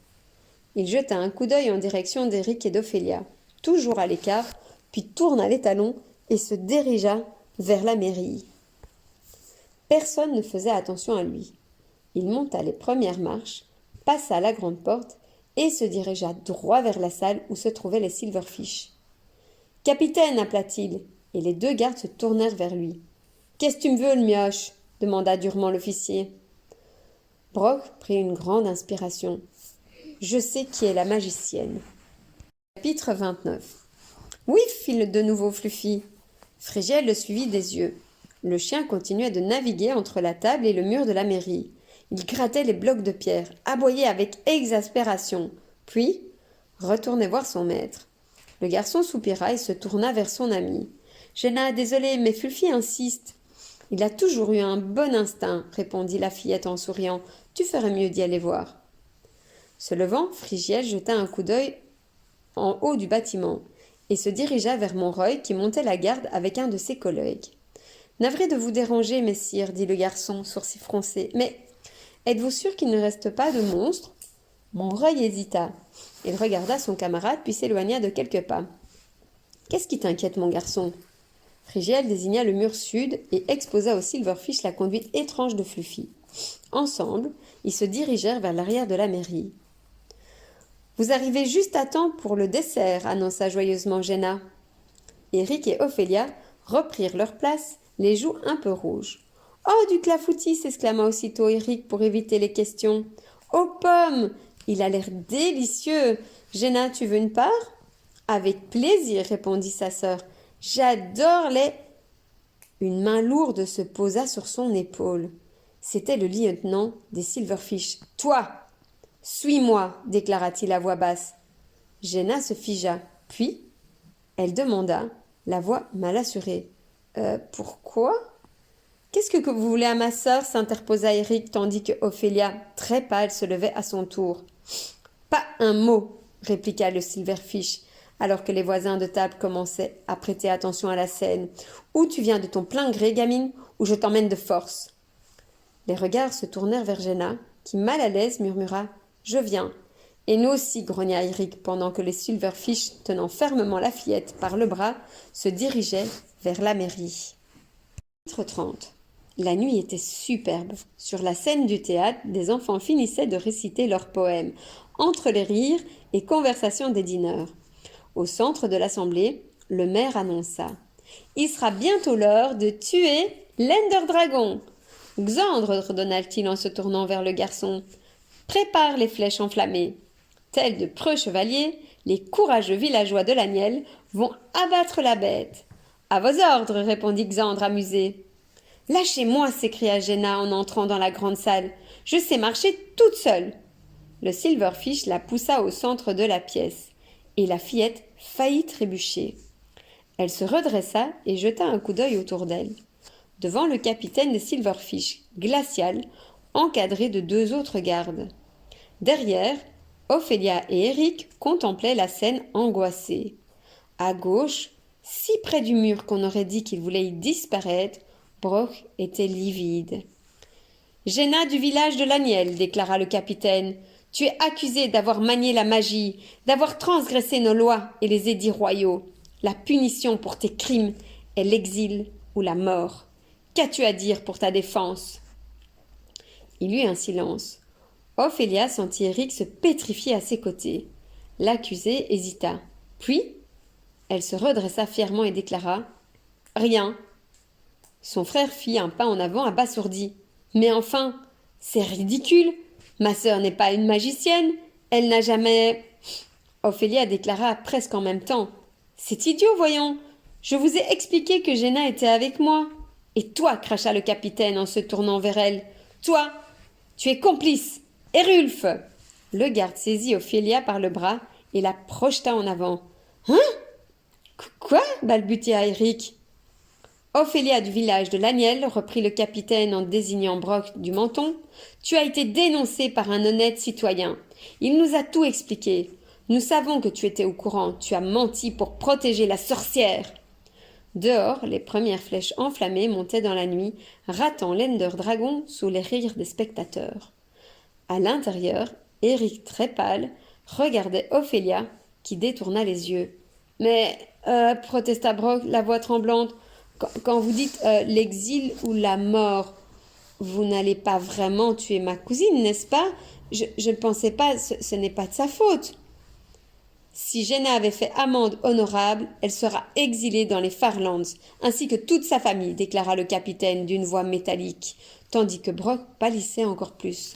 Quant à la traîtresse, il se tourna vers Ophélia. « Lieutenant, exécutez la sentence !» L'officier leva son épée d'argent. Eric se précipita en avant, mais fut repoussé par le garde. Géna se lança sur le lieutenant en hurlant. Surpris, le Silverfish abattit maladroitement son épée, ratant Ophélia. Cette dernière profita de la diversion pour se jeter sur le côté, tandis que Géna, mue par une rage impuissante, frappait le capitaine qui l'attrapa avec un sourire moqueur. « Je n'appelle pas ça faire amende honorable. Très bien, tu as choisi ton camp. Ce sera donc la mort pour toi aussi. »« Non !» hurlèrent à la fois Eric et Brok, alors qu'Ophélia sonnait, se relevait avec peine. Le capitaine des Silverfish prit son épée. Une voix grave les fit tous se retourner. « Je suis navré, déclara calmement l'homme en gris, se tenant sur le seuil de la grande salle. « Mais je vais devoir vous demander de ne pas décapiter ma future apprentie. » Chapitre 31. Frigiel et Montreuil s'étaient arrêtés de l'autre côté du bâtiment pensif. « Inutile de continuer, il n'y a rien, grommela le garde. Réfléchissons au lieu de nous agiter. Primo, ton chien aboie. Secondo, aucun monstre visible. Tertio, il gratte les murs. » Pourtant, aucun monstre ne se cache dans les puits, commença Frigiel. Il s'interrompit, horrifié. Montreuil et lui s'écrièrent en même temps. « Les Silverfish ! Les Silverfish, les vrais !» Pas les gardes du roi dont c'était le surnom, étaient de petites créatures argentées, carnivores. Elles apparaissaient dans les cubes de pierre et bien plus rarement dans les murs. Frigiel et Montreuil reculèrent effrayés, comme si ces horreurs risquaient de se jeter sur eux. Rien n'arriva, bien sûr. Le niveau de lumière était trop élevé. Le garde lâcha un petit rire nerveux. « Bon, murmura-t-il, s'il y a vraiment des monstres dissimulés là-dedans, ils ne peuvent pas sortir. Enfin, pas tant qu'on ne tape pas les pierres. » Frigiel déclara réfléchissant. « Ça a dû arriver hier. Le village était plongé dans l'obscurité. Les Silverfish ont lentement infesté les murs. Nous sommes prévenus du danger, dit Montreuil. On va s'organiser. L'important, souffla Frigiel, c'est que personne n'éteigne les lumières. » Chapitre 32. Le capitaine toisa l'homme en gris avec mépris. « Vous !» cracha-t-il. « Nous avons criblé de flèches. J'ai vu votre cadavre rouler dans le précipice. »« Il faut croire que vous visez mal, » répondit son interlocuteur, goguenard, tandis que Géna se relevait discrètement. Le regard d'Éric croisa celui d'Ophélia. Avec un coup d'œil significatif, le garçon posa sa main sur son épée. Le garde ne la lui avait pas confisquée, pensant sans doute ne rien avoir à craindre d'un gamin de 13 ans. Son ami hocha la tête en réponse, puis vérifia qu'elle portait toujours son arc en partie dissimulé sous son déguisement de squelette.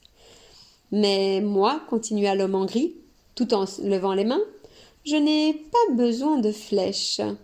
Les Silverfish se figèrent d'horreur. Abattez-le, ordonna le capitaine. Abattez le sorcier. Trop tard. Devant les yeux épouvantés des enfants, les torches de la pièce vacillèrent tandis que l'homme en gris agitait les mains en prononçant des incantations. À la garde, hurla le chef. Alerte rouge, tous à moi.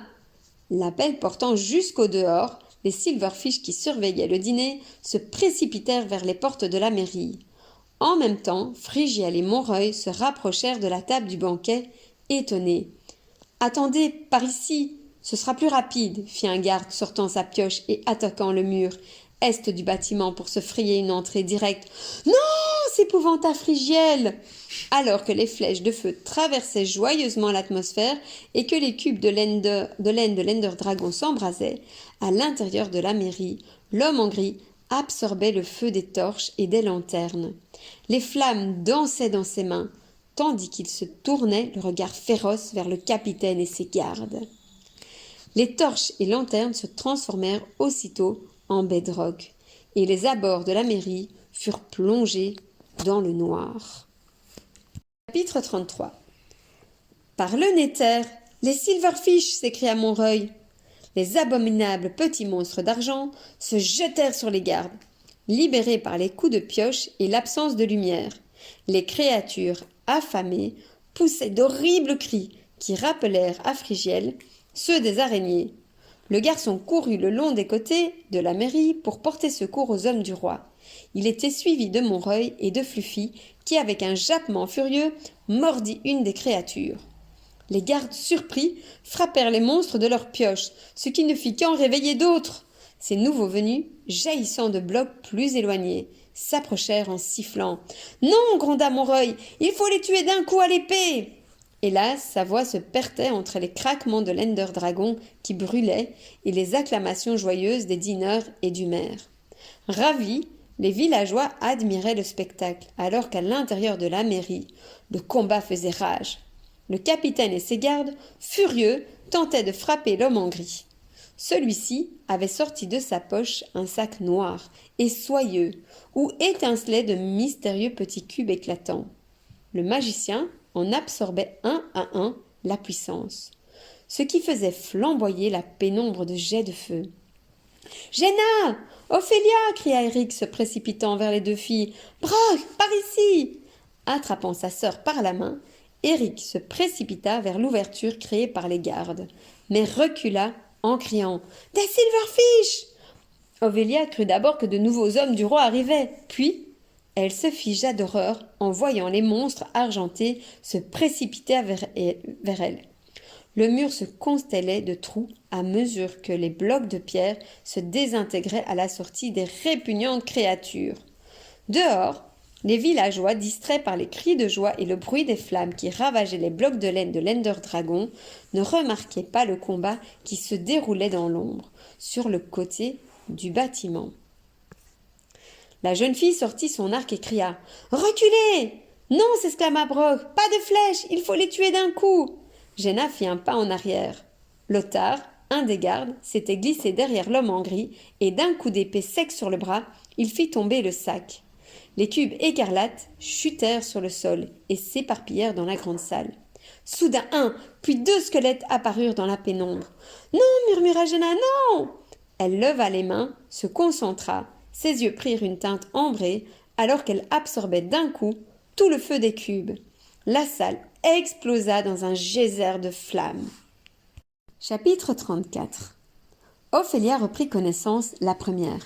Elle était couverte de cendres. Autour d'elle, nulle trace de monstre.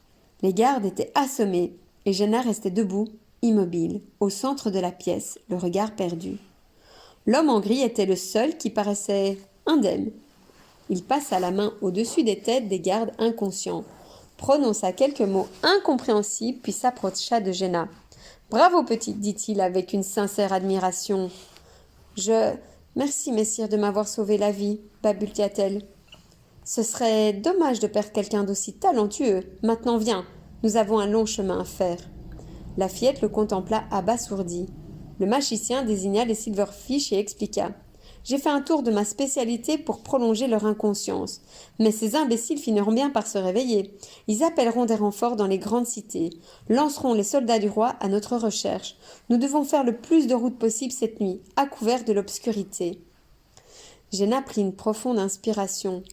Mais sire, encore une fois je vous suis redevable, mais je ne vous accompagnerai pas. Ophélia se glissa discrètement sur la gauche du magicien. Le regard de celui-ci se durcit.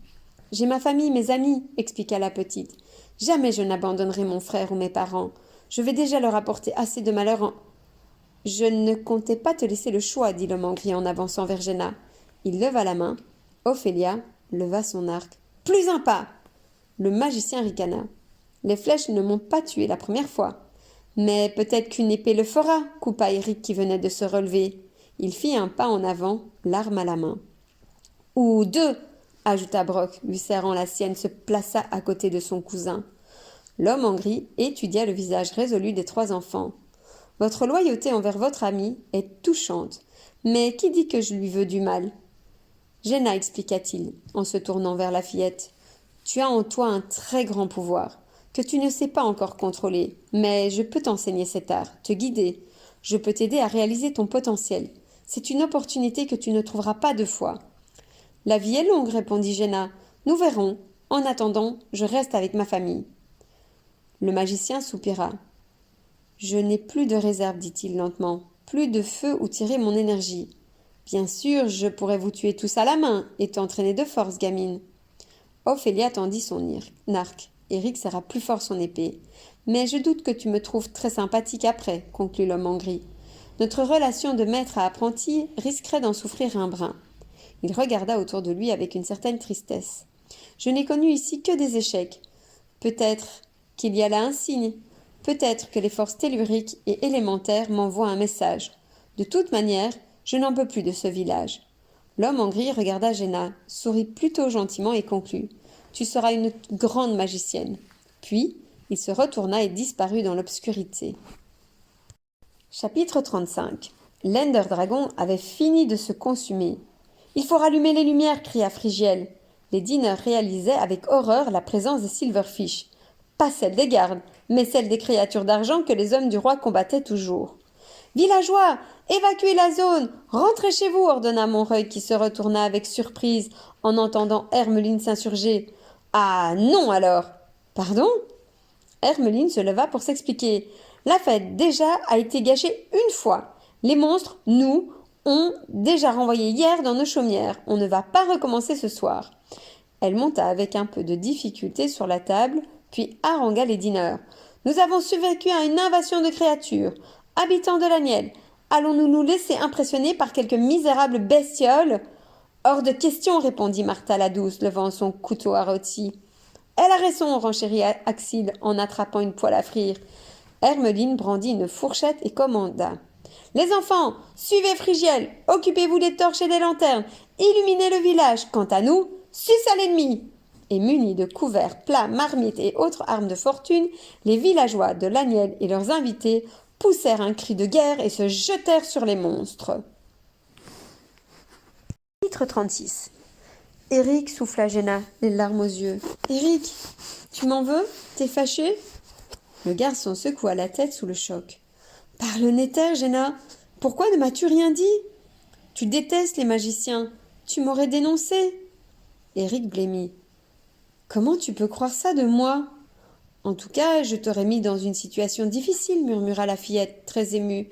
Tu aurais cru qu'il était de ton devoir de me dénoncer, et tu aurais hésité à... Jamais, se défendit Eric, jamais. Tu es ma sœur, et tu passes avant tout. Jenna éclata en sanglots soulagée, et son frère la serra dans ses bras. J'ai eu si peur que tu me rejettes, chuchota la fillette, tandis qu'Ophélia regardait avec inquiétude les gardes toujours endormis dans la salle de la mairie. Eric, Jenna, appela-t-elle discrètement, il faut prendre une décision, et vite.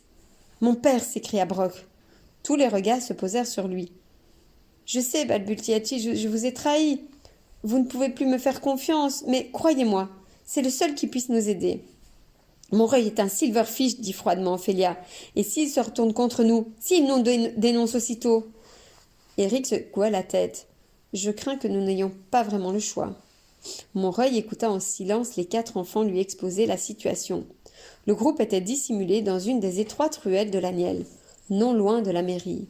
Les abords de la place s'éclairaient à nouveau et résonnaient des cris victorieux des villageois. Quand Géna eut terminé son récit, le silverfish demeura muet un moment. Puis, il déclara. « Nous devons partir. »« Quoi » murmura Brock. « Nous devons partir, tous, quitter la Nielle pour toujours. Ophélia, préviens ton frère qu'il nous accompagne. Quand le capitaine se réveillera, il sera dans une rage folle. Il fera tout pour vous retrouver. Il me considérera comme complice parce que je suis votre oncle, et il me jettera en prison, ou pire, et Brock et Xandre avec moi. » Les enfants restèrent pantois. « Où sont vos parents » demanda Montreuil. « À la foire de Châtel-Laragne, à 40 lieues d'ici, expliqua Éric, avec ceux d'Ophélia. Parfait. Nous passerons les prendre en chemin. Rassemblez vos affaires, prenez vos émeraudes, si vous en avez. Rendez-vous dans 10 minutes au bout de la muraille nord. Nous minerons un tunnel et sortirons discrètement. Surtout, ne dites au revoir à personne. »« Même pas à Frigiel » protesta Ophélia affligée. Montreuil secoua la tête. La plupart des villageois ne croient pas en l'existence de la magie. Leur dire la vérité, c'est les mettre en grand danger. Les silverfish peuvent les considérer comme complices. Et si vous avouez tout à ce garçon, il voudra vous suivre, vous protéger. Vous détruirez sa vie, comme la magie est en train de détruire les vôtres. Il y eut un nouveau silence. Le père de Brock demanda. « Compris » Chapitre 37. « Eh bien, Frigiel, où sont tes amis ?» demanda Hermeline qui se tenait fourchette toujours en main sur la place maintenant libre de monstres. Fluffy aboya, et le garçon fronça les sourcils étonnés. Éric et Ophélia étaient juste là, murmura-t-il en désignant le bosquet. Ils sont partis vers la mairie, indiqua un dîneur qui avait combattu les silverfish à grands coups de plate à tarte. Un garde est venu chercher Géna. Ah, merci, répondit Frigiel. Il se dirigea vers une porte secondaire du bâtiment, passant sous 2 grands chênes, puis se figea. Il venait de reconnaître l'homme en gris. Celui-ci s'immobilisa, avant de se diriger droit vers le garçon qui recula d'un pas. « Jamais je ne viendrai avec vous » annonça Frigiel avec résolution, tandis que Fluffy grondait.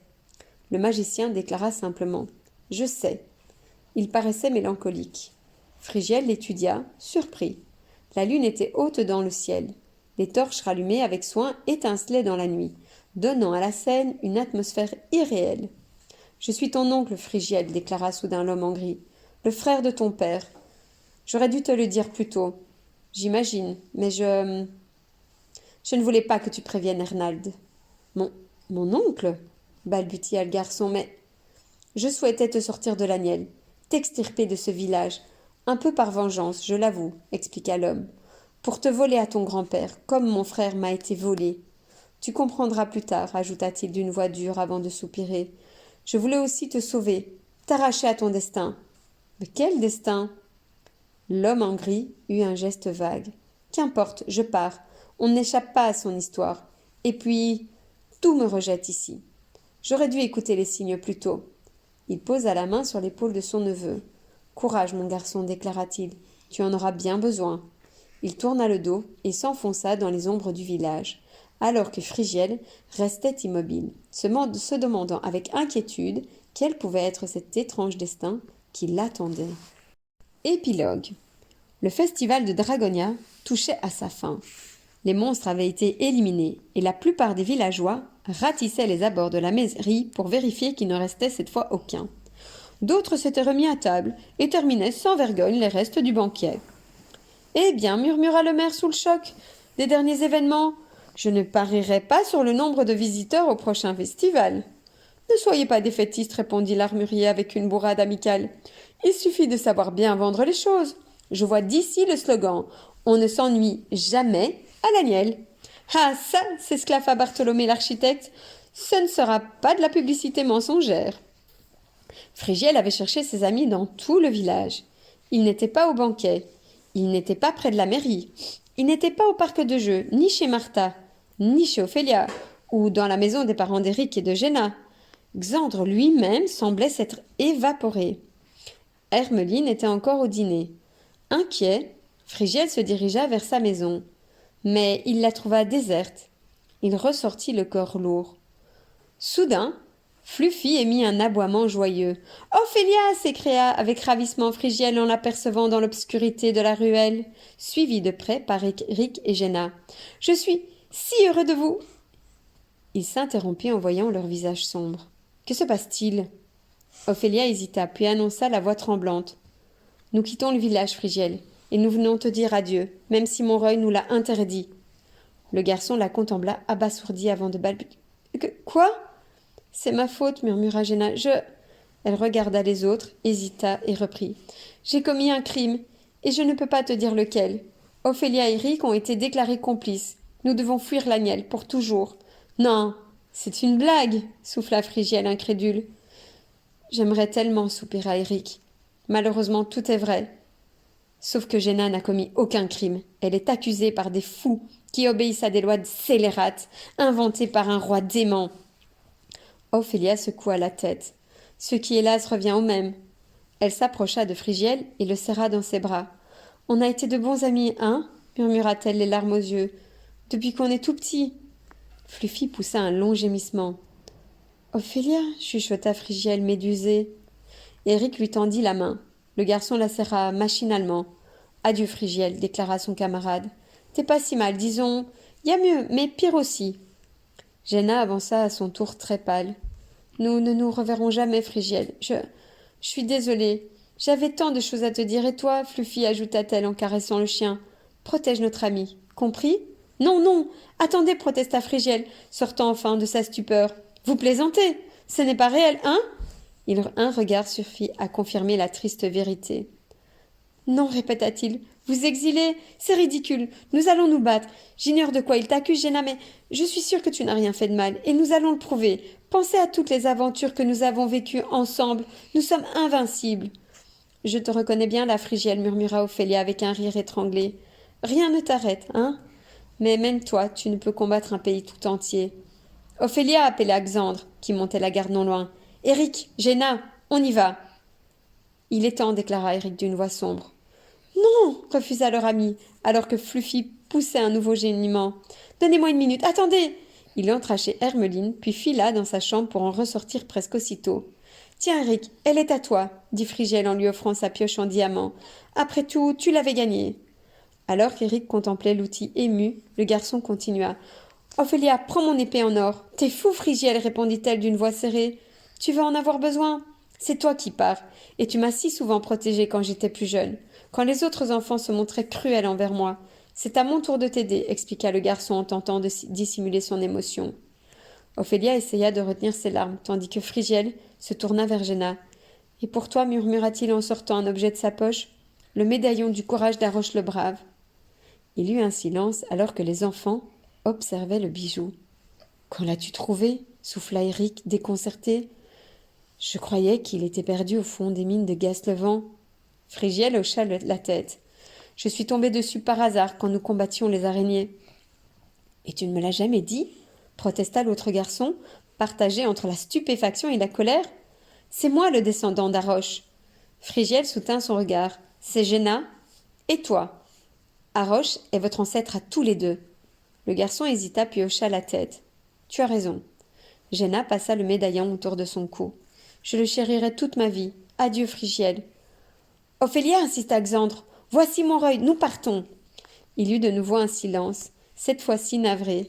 Fluffy poussa un aboiement déchirant, alors que Frigiel serrait ses amis contre son cœur, leur murmurant des serments d'amitié et d'affection. Finalement, ils s'arrachèrent à lui et partirent, loin de tout ce qu'ils connaissaient, de tous ceux qu'ils aimaient, sur des routes inconnues, et ils laissèrent Frigiel, debout, dans la nuit, esselé. « Allons, Frigiel, murmura Hermeline, 3 semaines plus tard, alors que leur garçon demeurait prostré sur une chaise de cuisine. « Mange un peu. »« Je n'ai pas faim, Hermeline, merci. »« Enfin, c'est idiot, mon garçon. Regarde ce bon gâteau aux pommes. Il sort du four, tout fumant. »« Navré, mais je me sens si triste, chuchota Frigiel très pâle. Fluffy lui sauta sur les genoux et lui léchouilla le visage avec ferveur. « Au moins toi, tu ne m'as pas abandonné, murmura le garçon en serrant son chien dans ses bras. Ah, ça suffit, protesta Hermeline, les poings sur les angles. Il faut arrêter de gémir sur ton sort, mon garçon. Tes amis sont partis parce qu'ils étaient en danger. Je ne connais pas les détails, continua-t-elle, sourcils froncés. Mais le maire m'a dit qu'ils avaient bien fait de quitter le village. Tu voulais qu'ils soient exécutés? Bien sûr que non, protesta Frigiel choqué. Alors tu devrais te réjouir qu'ils aient réussi à fuir. Je sais, soupira-t-il, seulement je serai solitaire pour toujours. Fluffy émit un aboiement vexé, et Hermeline répliqua. Avec ton caractère, ça m'étonnerait. Écoute-moi bien, Frigiel. Le garçon se tourna vers elle, et Hermeline déclara avec solennité. Je te prédis un futur plein d'aventures, de rire et d'amitié. Mais en attendant, tu as intérêt à manger mon clafoutis. Frigiel secoua la tête. Même mon grand-père m'a abandonné. Au même moment, des pas résonnèrent sur le cube devant la maison. La porte s'ouvrit et une voix familière tonna à l'entrée. Et alors, personne ne vient accueillir un vieux voyageur fatigué? Ernald, s'exclama Hermeline surprise, tandis que Fluffy bondissait vers le nouvel arrivant pour lui faire la fête. Frigiel, regarde qui est revenu.